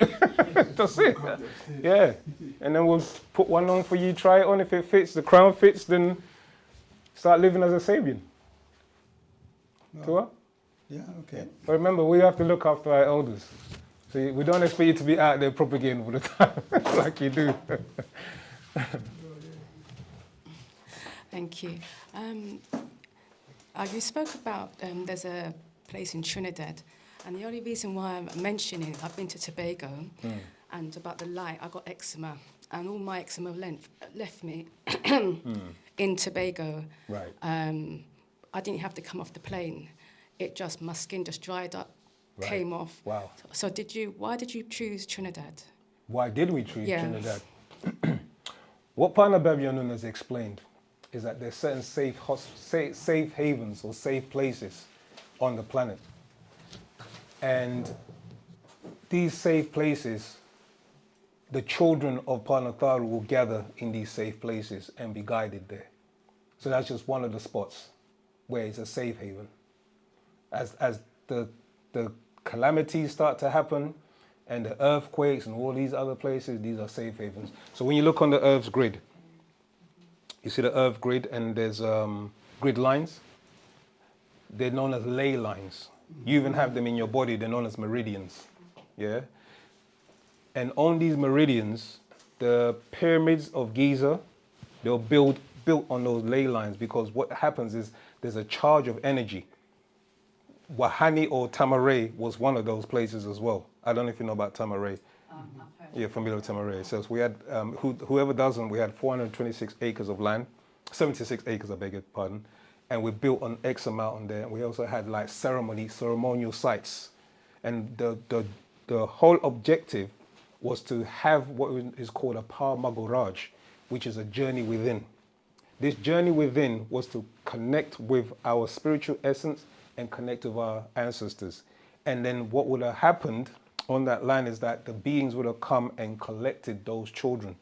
Do you see what I'm saying? And they were being taught and brought back. But due to what take place, and they invaded the land and kidnapped the master teacher, things didn't happen the way it's supposed to. Not saying that our Panatharu have got other plans in place.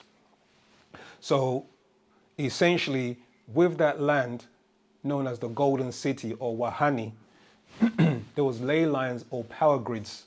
Same thing with the pyramids, and same with where you've mentioned the Sanctuary in Trinidad. There's safe havens, okay, where we're supposed to gather. Does that make sense, yeah? Yeah. Okay.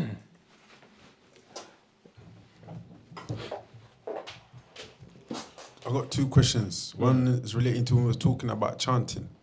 Is there a specific way to sit or just be comfortable? Be comfortable. Be comfortable. That's the most important. Because if you're not comfortable, your mind's going to start wandering anyway. If you're able to sit in a lotus position, good for you. Do you know what I mean? If you're just able to sit in a straight, obviously in a chair with your back straight, it helps because your spinal column and the nerves that run there, the central, cerebral central nervous system, your central nervous system has to have a flow, an even flow of energy. But if you're slouching, you cut off the flow from the base spine all the way up to the medulla oblongata, which is at the base of your neck, where we grow our mishdal, our braid. That's what it represents, the medulla oblongata. And you go and research that. It's responsible for a lot of things, the heartbeat, etc., etc. Okay? So it's good to be in a position where you're sitting upright so you can have an even flow of energy as you're chanting. Because what you're doing essentially is that you're opening your third eye as you chant more and more, and you're breathing in the ethers, okay? As the breathing, etc. Breathing is very important as you're chanting. As you're breathing in the ethers, you're opening up the spiritual eye, the third eye, okay? Because what you're doing is that you're opening it up to receive as opposed to you're sending.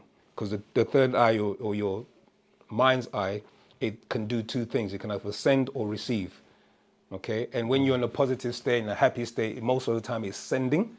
But when you're in a calm state, it's receiving.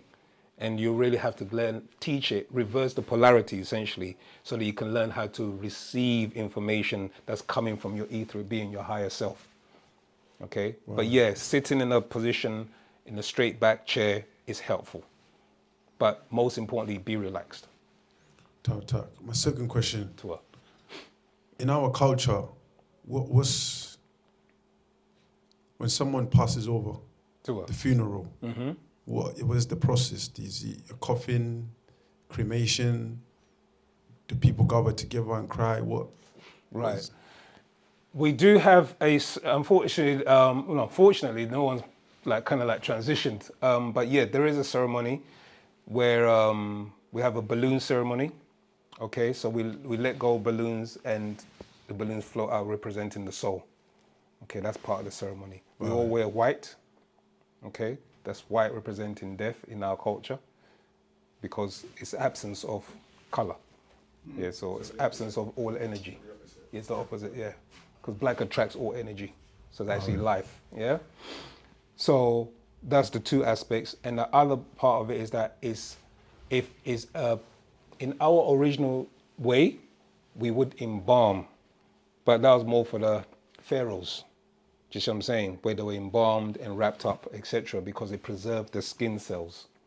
The cells which then, when they returned, they would reanimate Like that being particular, mummified. yeah, they call it mummification. So that was the ancient way. But what Partner Babylon has explained to us, because we don't know the ancient rituals, he hasn't taught us fully, we cremate. Wow.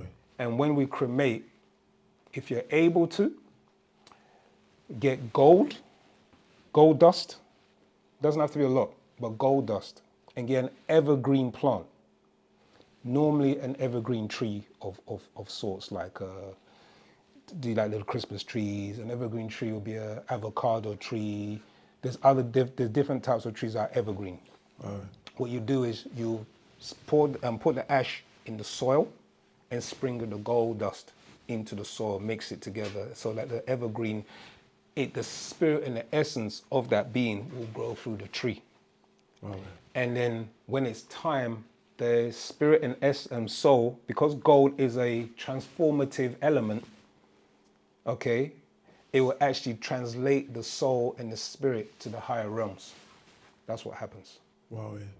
So you mix the ashes with the ashes gold with the dust. gold dust, yeah, and then you mix that with the soil of the tree, the evergreen tree that you have. Okay, so that is the process. So it's cremation, balloon ceremony, and then obviously when you have the ashes, you will mix it with the soil, sprinkle gold dust for help the translation of the soul to the higher realms. Does it matter where you plant the tree?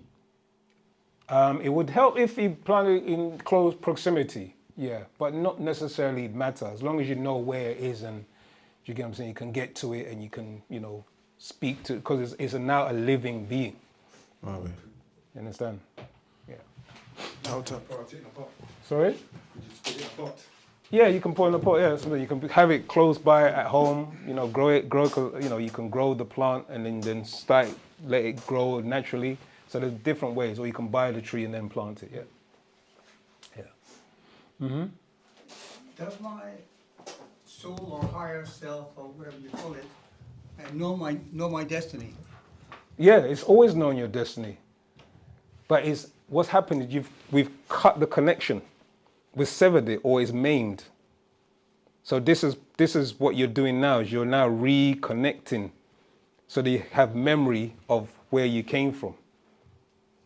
See what I'm saying? And the more you're studying Wu Sabat, and the more you apply this information, you start to remember your past lives, or you start to remember where you came from, or what you have to do to get back there. But it's literally a reconnection of that. Yeah. So that will be your as you said, your fate. That's your fate, your destiny. Yeah. Not sure about the word fate, but fate. Your fate is what you're destined to do. oh yeah, because it almost sounds like. Yeah, I know. It sounds ominous, doesn't it? Yeah. Yeah, because what explaining, you have faith, which is belief in other things and going towards a journey where you don't know where you're going, which is belief. But your fate is based on what you know. Okay. Do you see what I'm saying? Yes, my sister. Yeah, right about. Yeah, my question is for you to give me a name of the consciousness that speaks to me. Okay. So if I be doing something, then it'll remind me about something. Okay. So my mind's somewhere else, but for some reason it only likes to talk to me when my mind's busy. Okay. But it will remind me to do stuff which is separate from myself. Right. So I've got this dual connection. So my mind's busy doing whatever, and then the voice would start talking. It'll pull you back. Okay. Would it pull you giving back? me or advice or suggestions. Okay. Okay. Two things. Either your higher self, which is your etheric being, or we call it achach or ba'ah. Okay? Your ba'ah is connected to your achach, which is your etheric being. Yeah. Okay? Or it's also your ancestors, your relatives, who can also speak to you. And the link to that aspect of your relatives is your great-grandmother. That's the strongest link back to your ancestors. So they can speak through her to get to you. Could be that because they keep telling me to reconnect with my family members who I don't, because they maybe swear and. Okay. So I kind of cut off people that are not really interested at this moment. Okay.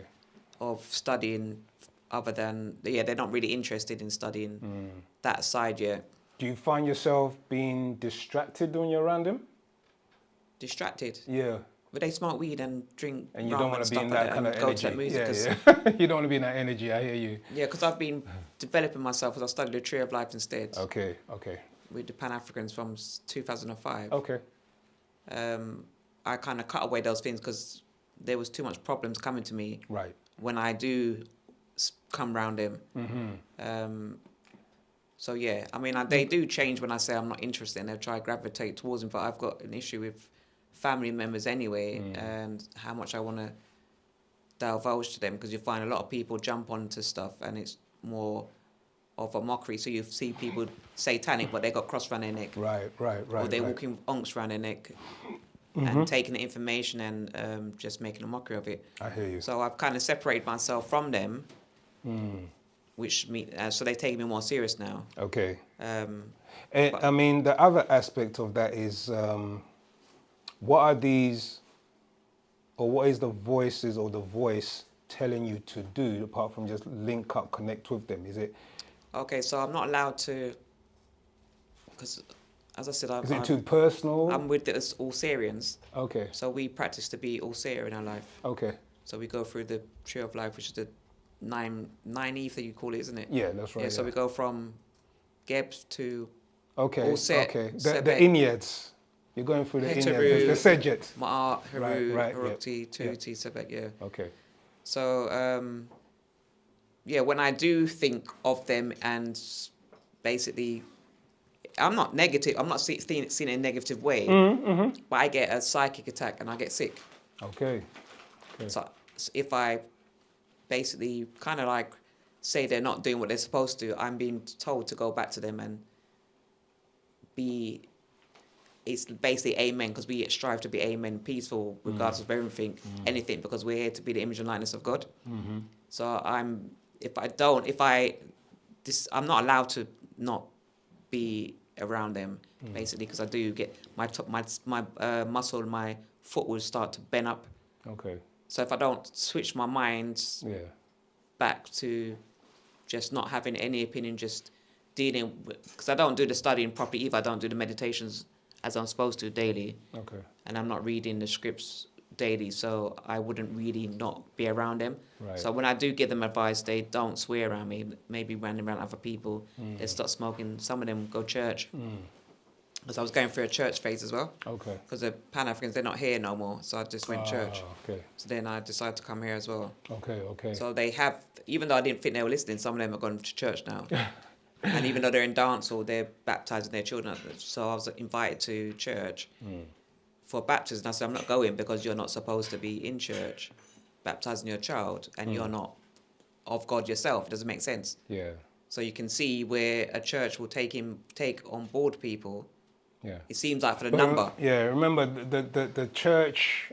There's an agenda with the church. Yeah, I'm aware of that. That's what I'm saying. They're not in church at all. Yeah. But the church would take their child to baptize a child. The child didn't make that decision. Yeah, The child's about 6 years old. Yeah. But that's how desperate they are for me to come and talk to them. Right. But yeah, I was just wondering so it's more that's one side of it, me. If I think anything that's not peaceful or dealing with a challenge without, because they don't know that if you don't have the knowledge, you don't know. So I suppose I have to give them things for them to read themselves. But also the weather responds to my thoughts as well. Right. Like the wind and the sun. Okay. Well, I mean, these are the natural forces that we're in tune with. So, but in regarding the conflicts or the conflicting things you may have in your life, that's a personal journey. We wouldn't really give advice on that. No. I was just talking about you. I was thinking of you said ancestors or your etheric and your soul. I think it's a bit of both of them. Yeah. Okay. Yeah, thank you. Okay. That's all. You're most welcome. What book have you got on there? We've got Reflection and Projection.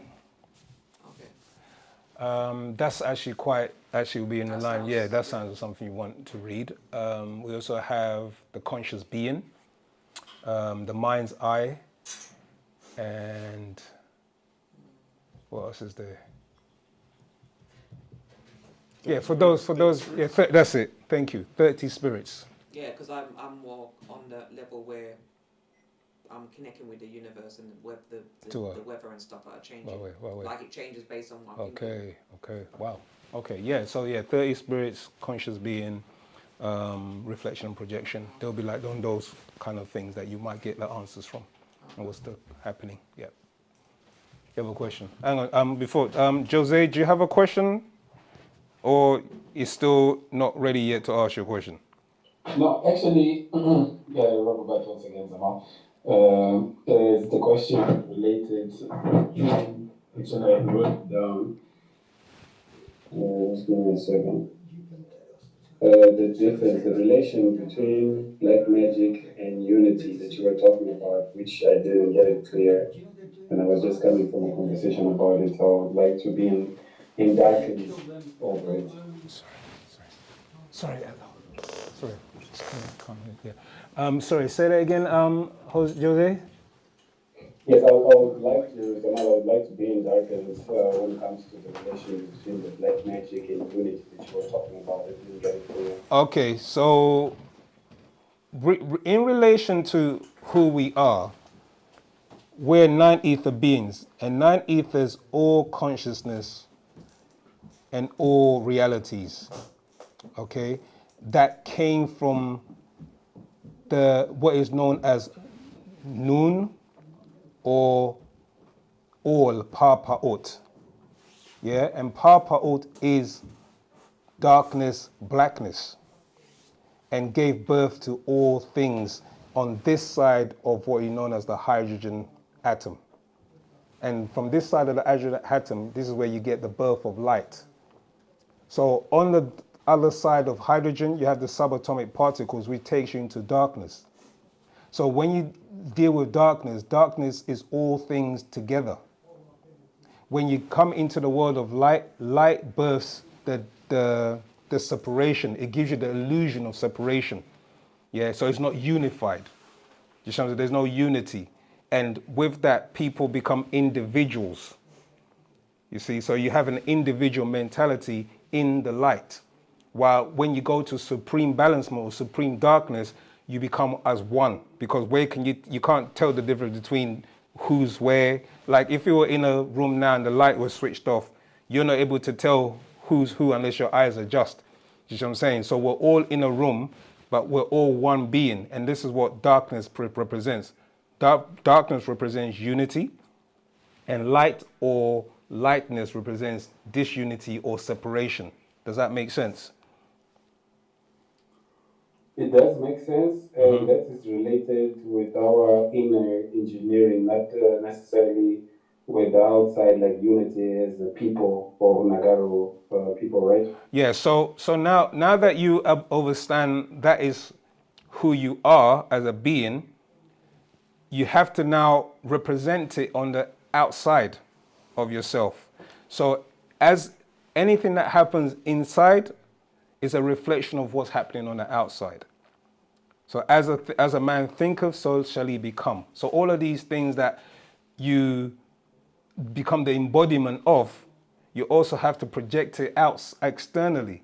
And this is what happens when you start becoming aware of who you are. So you will strive to become unified with others on the same frequency. You help people raise themselves to a frequency where you can all become one unit, yeah, and working together as one.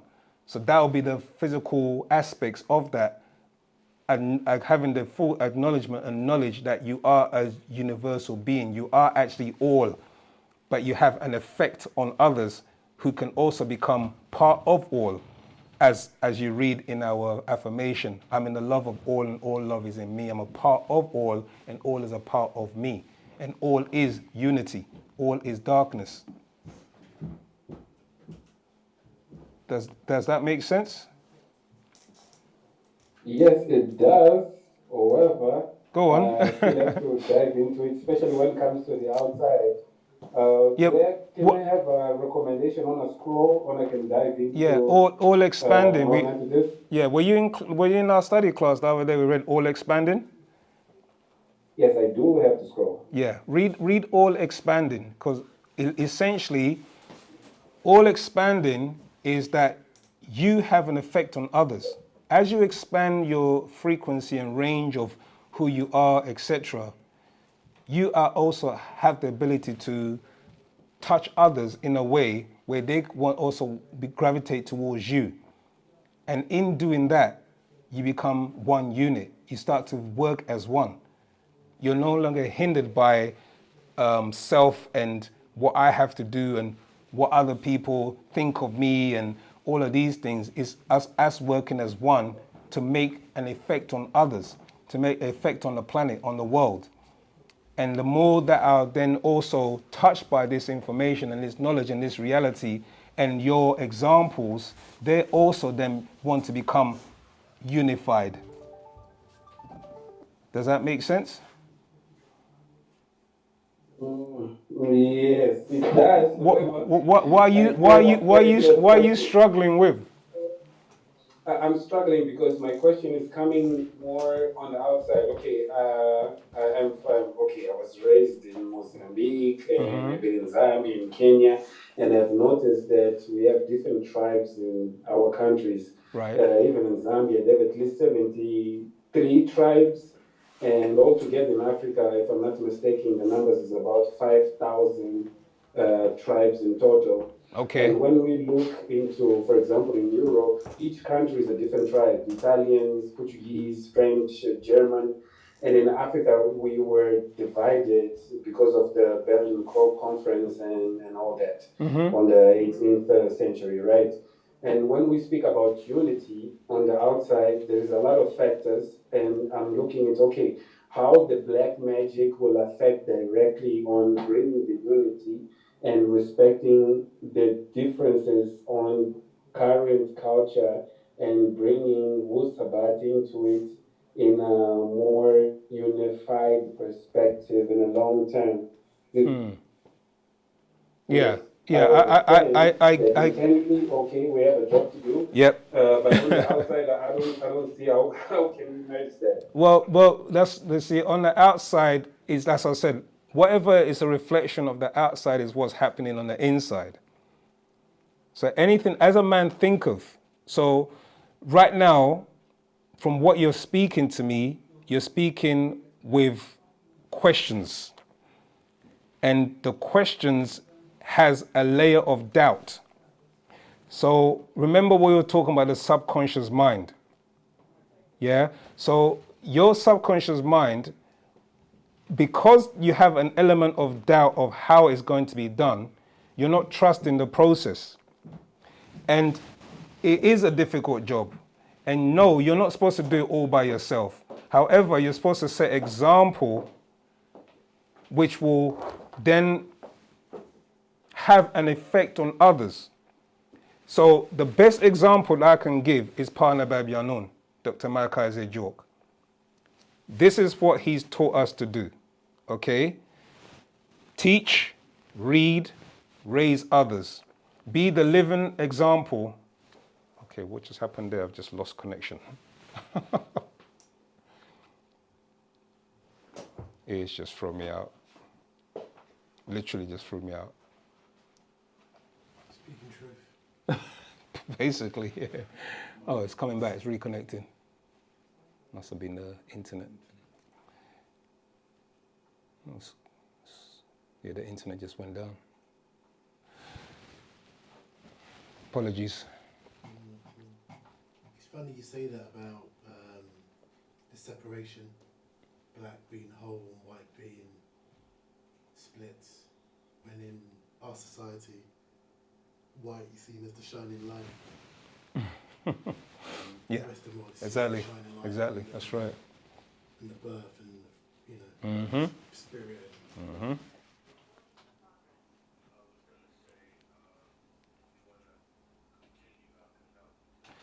Yeah, Jamal, Tua, could you continue? Because, hold on, we're back. Recording in progress. We're back.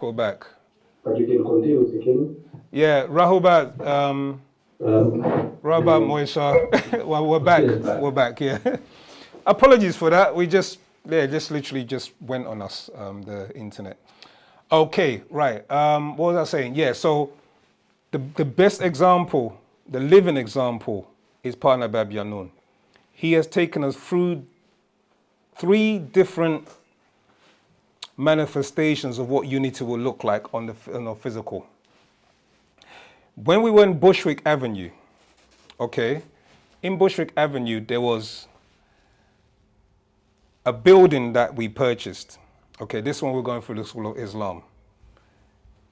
And at that time, Bushwick Avenue was known as a drug cessed area. Like people were into drugs, there was prostitutes, etc.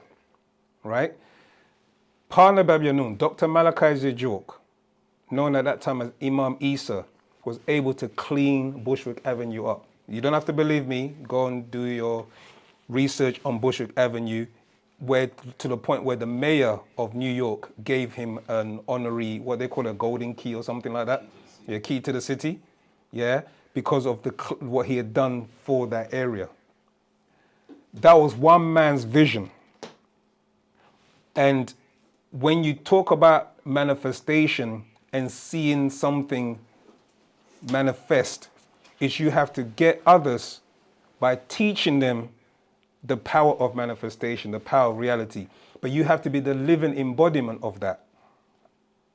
What you say is what you're going to do. And what you do is what's going to happen.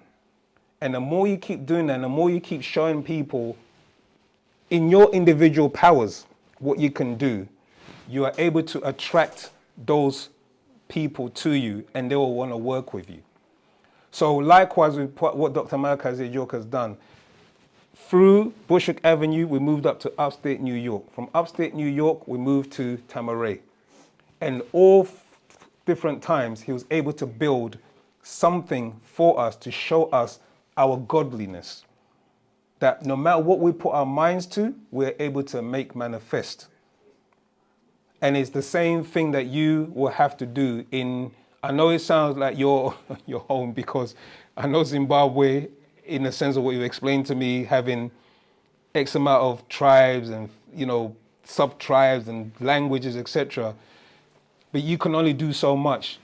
However, when you read the procession, there's a scroll called the procession change. I don't know if you have that scroll, but if I can quickly bring it up, I'll read something. No, I don't. You don't? Okay, let me try and bring it up and see if this might... I'll say it like this. The planet has shifted. And the location of Bush Avenue is United States? Where is Yeah, it's in the United States. So the example, I'm just giving you examples of how one man was able to show a vision or have a vision, but because he was able to visualize it with so much detail and then have others to be able to buy into that vision. Do you get what I'm saying? He didn't force them or coerce them or, you know what I mean? He just showed them a vision and said that we can achieve this. At that time, also it was through obviously the School of Islam. So they was saying, Allah, will help us, etc., etc. But the formula was there. The formula was that if you have it in your mind's eye and you're able to then work towards it, it will manifest. But people have to also be on that same frequency with you. And by the books and the teachings of Partner Bab Yanun, you can only do so much to the point where you can get 2 or 3 or 4 people to get or buy into the vision or the reality that wu-nuwaupu is real, wu-nuwaupu is real. Your ancestors, and start from what they know. So if, for instance, there's a general consensus about ancestors in Zimbabwe, then you have to build from that ground level up. So you have to show them the similarities and the connection of that reality, that your ancestors are real, that this was a religion was something that was designed to keep you worshipping other spirit forces, because Africans know about spirituality. Do you understand? You know, so it's these kind of things that you have to start showing them. But obviously, it's down to your own diligent studies and how you're able to articulate and explain to them, you know, the people that you're explaining to or teaching, how this is actually works and the reality of how it works and what you can do with this power that you have, this black magic that we have. Because black magic, I know, has been denigrated in various parts of Africa, where it's been looked at as a negative thing, as opposed to explaining that it's actually our science. And this actual science is what we used to have the unity to be able to make things manifest and make things come into a reality that we can all benefit from. You know, so I'm not saying it's easy. I'm not saying that, but I'm saying that follow the formula of making things a vision that those who can buy into or see the benefits will then be able to gravitate towards you, and living in the embodiment of what Wu Sabat teaches. You know what I'm saying? And just being the best example that you can be. Again, I say it's not easy, especially being isolated where you are. So I'm not saying that, but I'm saying that do the best you can, and don't worry too much about we don't have like 30 people, 40 people coming all at once into Wu Sabat, etc. You know what I mean? The master, you don't. Okay, the master teacher only had like 1 or 2 followers initially. You know, if you go even to, you know, and eventually it grew to the point where now we're all over the planet teaching this information. So let me just find the procession change and read that to the audience. And I'm following what you're saying, Jamal, and especially when it comes to the similarities on our ancestry and reality. I resonate with that a lot, and I've been on that kind of a frequency in order to showcase the culture and spirituality and science as well of Wusabat. And that loops back into the square one, which is each one teach one and direct people to the books, right? Sure. And apparently we need to come back many lives in order to get the job done, right? that's precisely, yeah. That's the actual thing. Is a lot of it also is to do that. We as a race don't actually die. Yeah, we don't die as a race. We transform. Reason why death is part of our reality now is because we lost the ability to transform. But initially we didn't die, and we got caught up in the world of the planet that we're in now. It allowed us to forget the true essence, and we lost certain abilities to be able to learn how to transform and go to the higher realms. But essentially, through the cycles, that ability got lost and it got maimed. But we don't actually die. We actually transform and we can reincarnate. So that's the process we're supposed to get towards, to the point where I'm trying to open this thing. Why isn't it opening? Okay, is it opening? I'm trying to get the procession change open. Okay, download it.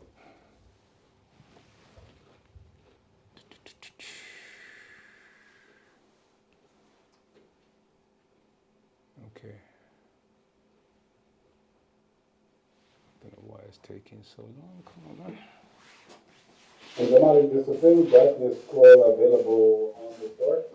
Sorry, say that again?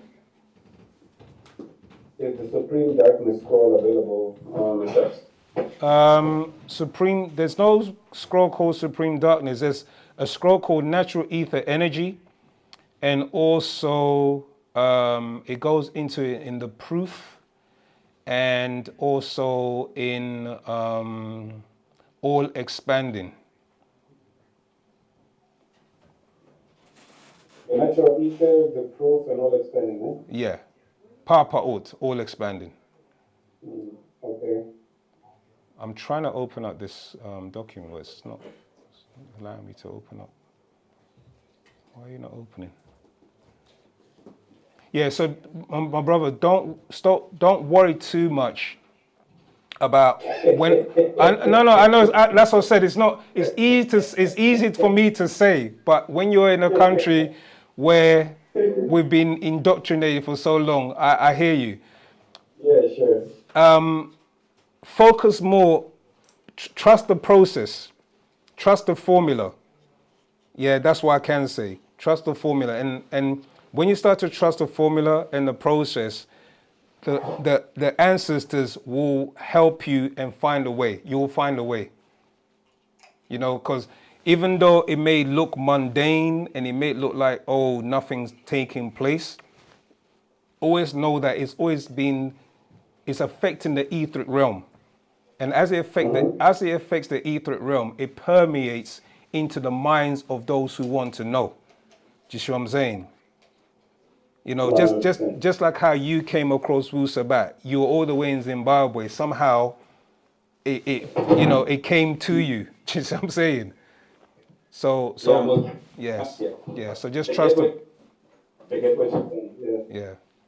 Yeah. Right. I don't know why this thing is not allowing me to open. Try this again. I wanted to read something to you. That's why. There you go.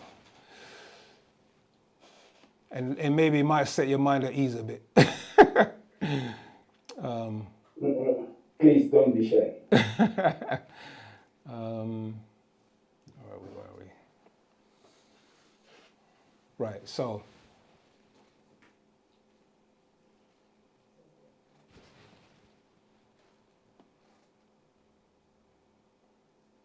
This one.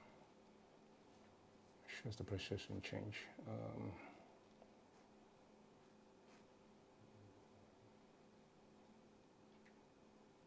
Sorry, I'm coming.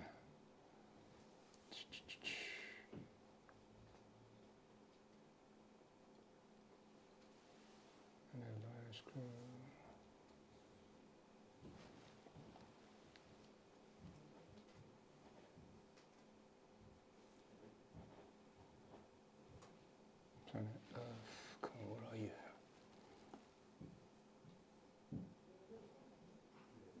Okay, right. This is from procession change, actual facts number 14, the procession change.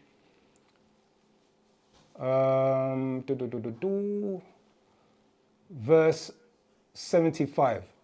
The energy force of the planet Earth changes locations on the surface of the planet Earth at two very specific points on the procession of the equinox. Verse 76. It is not the apogee or point of the sun's or moon's orbit farthest from the planet Earth, the highest point, the farthest point from the center of the galaxy. Verse 77. Nor is it the perigee or point on moon or planet's orbit at which it is nearest the planet Earth, the closest point that you're interested in. No. So this is talking about the 2 points, okay? Perigee and apogee, okay? These are 2 points when the planet's further off, closest. It's not about that. It's the points when the direction of the axis of the planet Earth begins to point toward the center of the galaxy, and when it begins to point away from the center. So on December 21st, 2012 AD, starting from 3 a.m. up to sunrise morning, the axis begins pointing to the center of the galaxy. And the energy force of surface of Ptah Nun, that's the name of the planet Earth in our tones, the planet Earth. Verse 80, now also every 12,000 to 13,000 years on Earth, a sacred and secret event takes place that changes everything. An event that changes the very course of nature and history. And at this moment in time, this rare event occurring from 2009 AD, verse 82, I'm speaking about the Earth's energy force, its solar plexus central sun, which is Anunre or female. Connected to this Pa Kupt, the center of the Earth, is an energy that appears and behaves much like a double helix as it moves.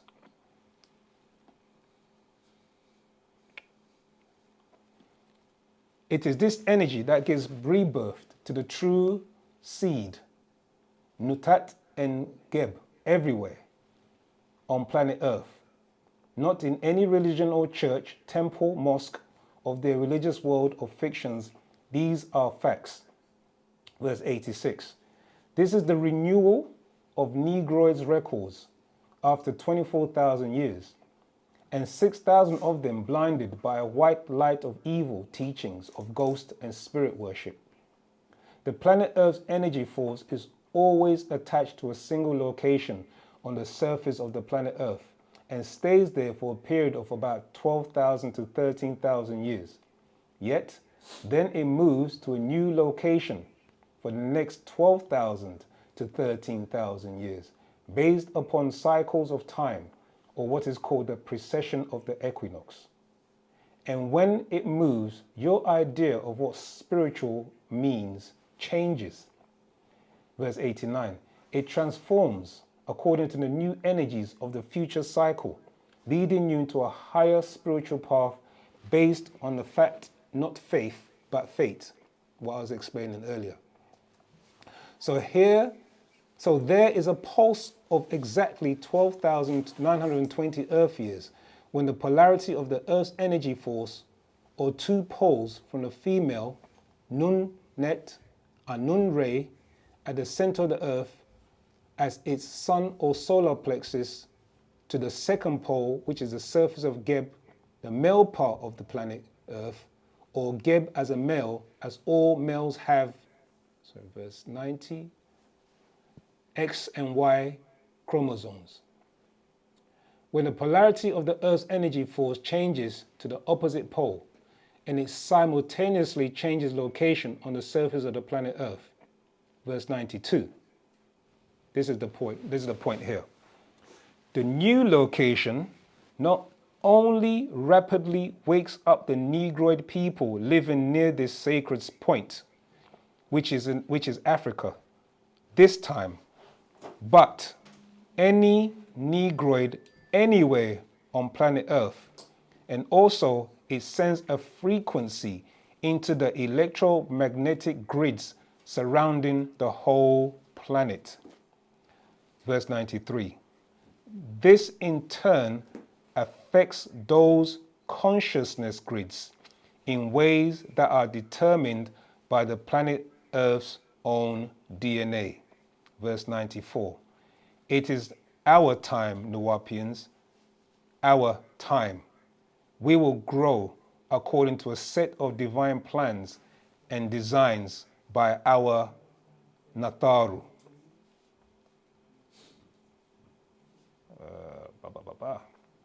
So know this, because it's coming from Anunre, the female power in the center of Earth, man, it's time for her to lead. On one level, this means that spiritually, the female will now have her turn to lead humans into a new age. And eventually, these females, these females' spiritual age will permeate the entire range of human experience, from female leaders in all walks of life. By 2009 AD to 2013 AD, this female spiritual energy will become so strong as to become obvious to all who live on this planet, and will continue to grow for 6,000 years. Okay, so that's what's the book there. This is from the book called The Procession Change. I think it's upstairs, yeah. So essentially, Jose, what Partner Bab Yanun's explaining here is that the energy frequency, which is attuned to your DNA, which when we do our studies or when we teaching this information, Partner Bab has explained that the 24,000 genomes which you are made up of is linked to the Earth's DNA, which is also on a 24,000 mile circumference. So your DNA, when this shift takes place, the frequency and energy will also awaken all the Negroids, no matter where they are on the planet. And I said earlier to you, is that you have to be that beacon. We have to be that beacon to attract those who are now consciously waking up. You understand? So your ancestors, Panatharu, are there. They will help you. So just keep on doing what you're doing. All right? And for others as well who are becoming conscious of who they are. Okay. I'm aware that there's a lot of questions on Zoom. I don't think I'm going to get to all of it.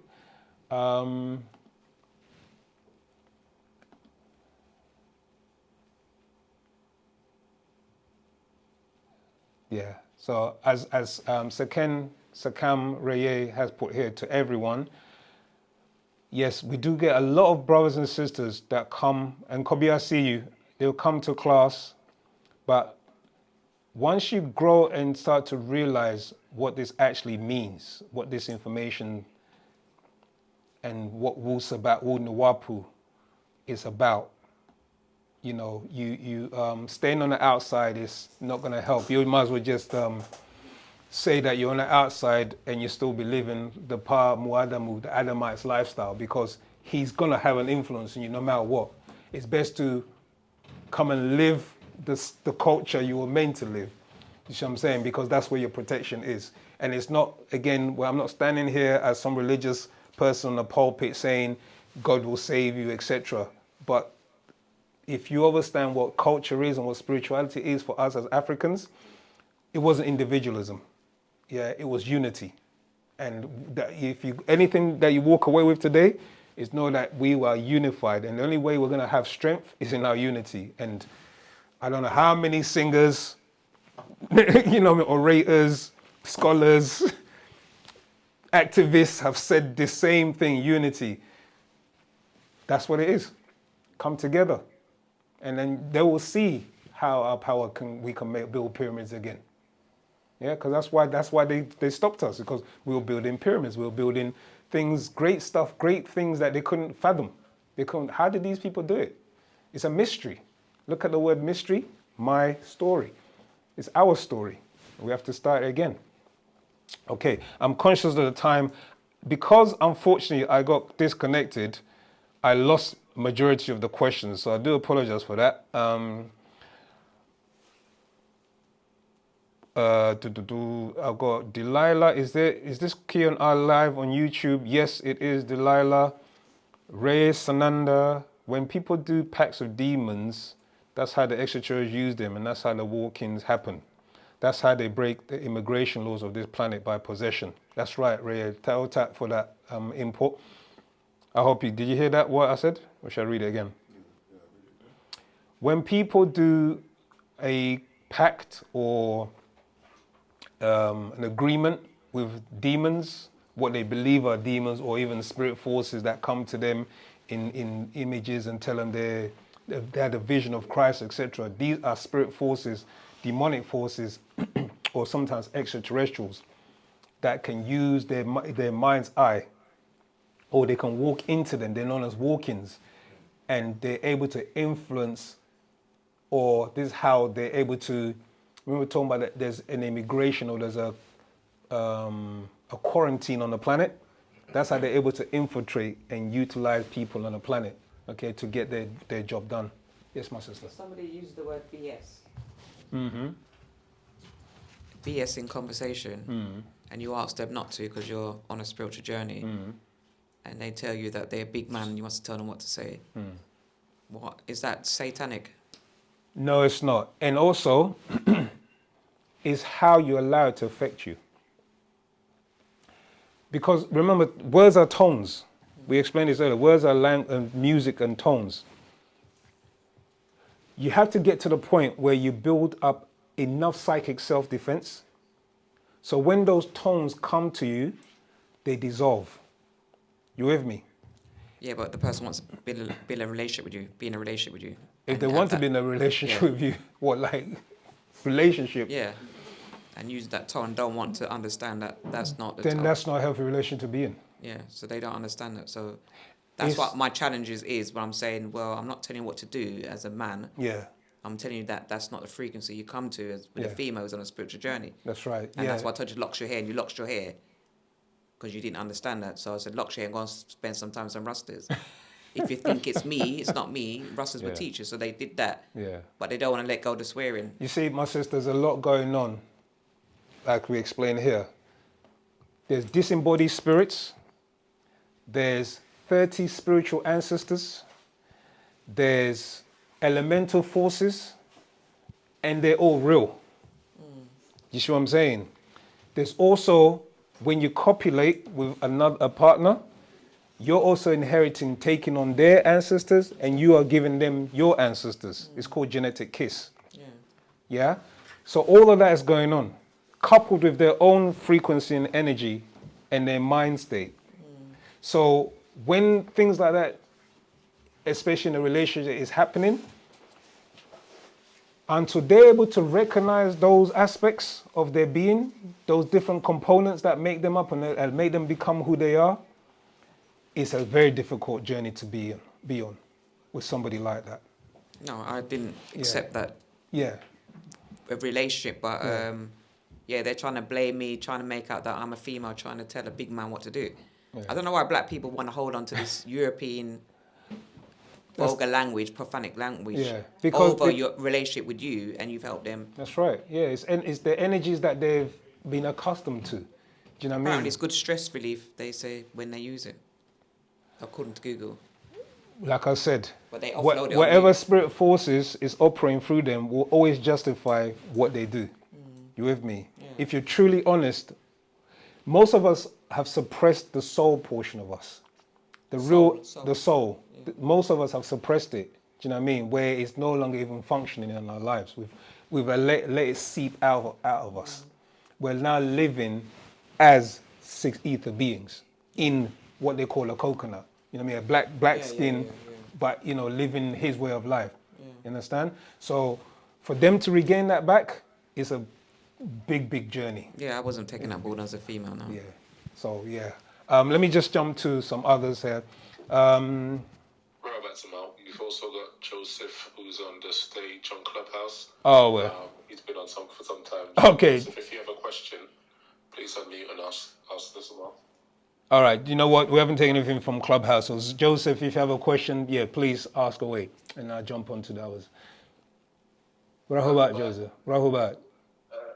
So my question is, I was asking if there's like any tips to so basically I've been doing everything. It's sometimes where I don't eat meat, and then I be continuing my journey, and then I just relapse and eat meat, and then messes up everything else. Or yeah, I think I know your question and your question where you're leading to, but finish. Go on. Yeah, because I'm Jamaican, but right now I'm in America in the hood, so it's I'm all surrounded by the good food and the people that speak. You mean the soul food? Soul food. So it's kind of really hard being consistent on the journey because I'm surrounded by the culture so much. It's just Where are you? Where are you in the States, Joseph? Can you repeat that? Where are you in the States? So I'm here with my family. I'm young. I'm 22. Yeah. Where are you? Where are you? Where? Yeah. Alabama. Alabama. Yeah. Okay. I talked to one of your members because I've been following you for a while, and he led me to the website. Okay. And everything. Okay. So yeah, because I was trying to look for a bookstore out here. Okay. Right. So, it's kind of hard because I'm still living with my parents and Yeah, I know. they're on a strict meal diet, and it's kind of so. That's. You see, this is what I'm saying. There's so many varied situations that we find ourselves in as children of, soul beings, as children of the Natharu, because of what families we've incarnated through. Because everything feels right when it comes to eating vegetables and when it comes to staying out in the sun and all that. Yeah. Everything that. All I can say, because I'm conscious of the time, my brother. All I can say is stick with it. Don't give up. You're gonna have lapses because we all do. I mean, unless everyone's, to the point where they're so supreme, but we all have lapses. You don't be hard on yourself if you do have a lapse. Just know that there's a process and there's an eventual journey. Do you know what I'm saying? And a destination to your journey. Yeah. So if you find yourself gravitating towards, or that's all they've dished out is meat, and there's nothing else for you to eat, find the best alternative of meat to eat. So the master teacher, he was giving us like he says, you all don't listen anyway, but the closest to anything is turkey. If you're gonna eat anything of meat based, it's turkey, but not blood meat like lamb or goat or beef, etc. Oh yeah, or You understand? pig or stuff. Cause like when I eat lamb, goat, or like stuff like that, it just like my whole body feels sick. Yeah, And then, yeah. Start, eat small portions, and to the point where you're able to not, you don't even have a feeling or urge to want to eat that, but you have to wean yourself off it. And being in an environment where maybe they're all meat eaters, etc., I know it's going to be hard, but you have to just keep trying. it's like the language too, because it's like honestly I'm scared to say some words, but it's just words around me. Like, well, you mean negative? I carry certain energy. Right. It's like I hear it every day, and it's basically a part of my culture since I was growing up. Right. So it's kind of like hard escaping certain. Now, listen. This is. I mean, this is one of the reasons, especially for people who are sensitive, vulnerable, etc. We're building. That's what we're trying to build: a safe haven, a sanctuary, sanctuaries around the world globally, where you can go to and feel safe, and feel like you can speak, live your culture. Do you get what I'm saying? Without feeling like it's a wrong thing to do. And obviously, when you're in a family where no one does what you do, and you're estranged, and it's just strange, and it's difficult. So all I can say is that do your best. Be the best example that you can be. Don't try and force anybody to live your way of life. Okay, we don't do that. But live the best that you can with the application of what Partner Babylon has guided us. That's what I can say. And as the more you do that and you see the transformation happening, you never know who may also see the transformation in your family and also take it on themselves, okay, to start living that particular way. But you have to be the best example that you can and be as disciplined as you can be. Again, it's not easy. We all have family members. Everyone eats differently. Everyone's different, what's it called? Food choices, etc. So it's just about you trying to be as consistent as possible, until you eventually don't do it anymore. And you also have to be honest as well. I did a class last week, I think it was last week, about being that divinity, that deity that's in you. If you get offered a particular food or you don't want something, you have to be also honest to let them know, as opposed to trying to appease them. Do you know what I mean? You have to say, you know what, I don't eat this anymore. Thank you very much. I'd rather eat this. You with me? And you have to also show them what you do eat, and then also suggest to them, Mom, Dad, is it possible if you could buy more of this particular thing when you go shopping next time? There's also compromise. You have to also offer to do certain things to compromise. You understand? So it has to be a give and take. It can't be just, I want, but nobody's doing anything for me. You have to kind of like meet them halfway, respect their rules of their house, but also offer a form of suggestion. I'm trying to move off eating red meat. Is it possible if you could buy this as a replacement? So have a negotiation, have a grown-up talk with them. Do you see what I'm saying? That's all part of wu-nuwaupu. Okay? Yeah, I understand. All right. Like, I understand. Okay. Last time I did though, they were like on me saying that, oh, you need the protein and everything. Even though I know So and this is what you do. And then you show them. No. This is what you do.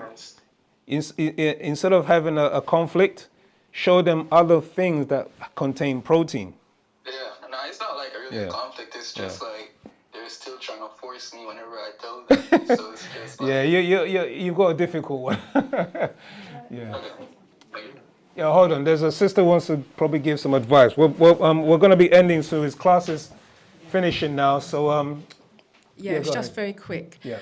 Food is an expression of love. So they might be saying, oh, you might need the protein, but sometimes if you reject their food, they might think that you're rejecting them. Yeah. I love cooking. I love cooking for people. So if someone don't eat my food, take it as a thing. Yeah. yeah. So maybe that's all yeah. it is. It's like it just came out of the blue. Yeah. All of a sudden, you're not eating my food. Exactly. Yeah. So. Yeah. It's just an expression of their love. Thank you for your wisdom. So just look at it that way and follow the advice. Just take it slowly with them. Exactly. Yeah. That's all. All right. Okay, listen, Moisar, you've done it again. There's so many questions. I didn't get to all of it. But we do have other classes and other, OSM Vision where you can ask your questions. We've officially got now a study class. This is just especially restricted to just studying the doctrine. Do you get what I'm saying? That means pen and pad out, notepad, etc., because you want to get deeper into what Wu Sabat is about. So it's a study class that happens on Thursdays. We have OSM Vision on Tuesdays. We also have obviously these classes every Saturday.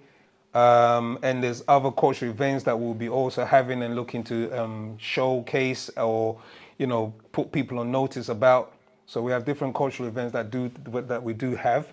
What else have I missed? Have I missed anything else? Nothing at the moment. Like I said, keep visualizing. Family Friday next week. Oh yes, Family Friday next week. So this is your opportunity. Okay, if you feel and you see that you are part of this Wu Sabat and you want to link and commune together, then Family Fridays is every last day of the month, last Friday of the month. And this one's on the 24th? Is that right? Yeah, 24th Family Friday. And come, bring some drinks, food. We just chill out. We just talk a bit, give some updates from the master teacher. We discuss things. We discuss the future of what we're going to be doing as a family. So that's what Family Fridays is about. So if you feel that you strongly want to be connect with the community and what Wu Sabat entails and the culture, please come along and so that we can grow together. Okay, Moisar, like I said, I apologize for not answering all your questions or getting to them. But however, the next teacher will be able to probably help out and expand on that. Again, I thank you, Taukum Laheyatoi, Pa Kayat. That's thank you for coming to our class, and please come to more. Spread Wu Sabat. Each one teach one. Okay, there's much more information that I didn't even touch on regarding on this wonderful journey. But I bid you ashuk and farewell and take care. Wadu, Moisar, wadu. Wadu, Moisar.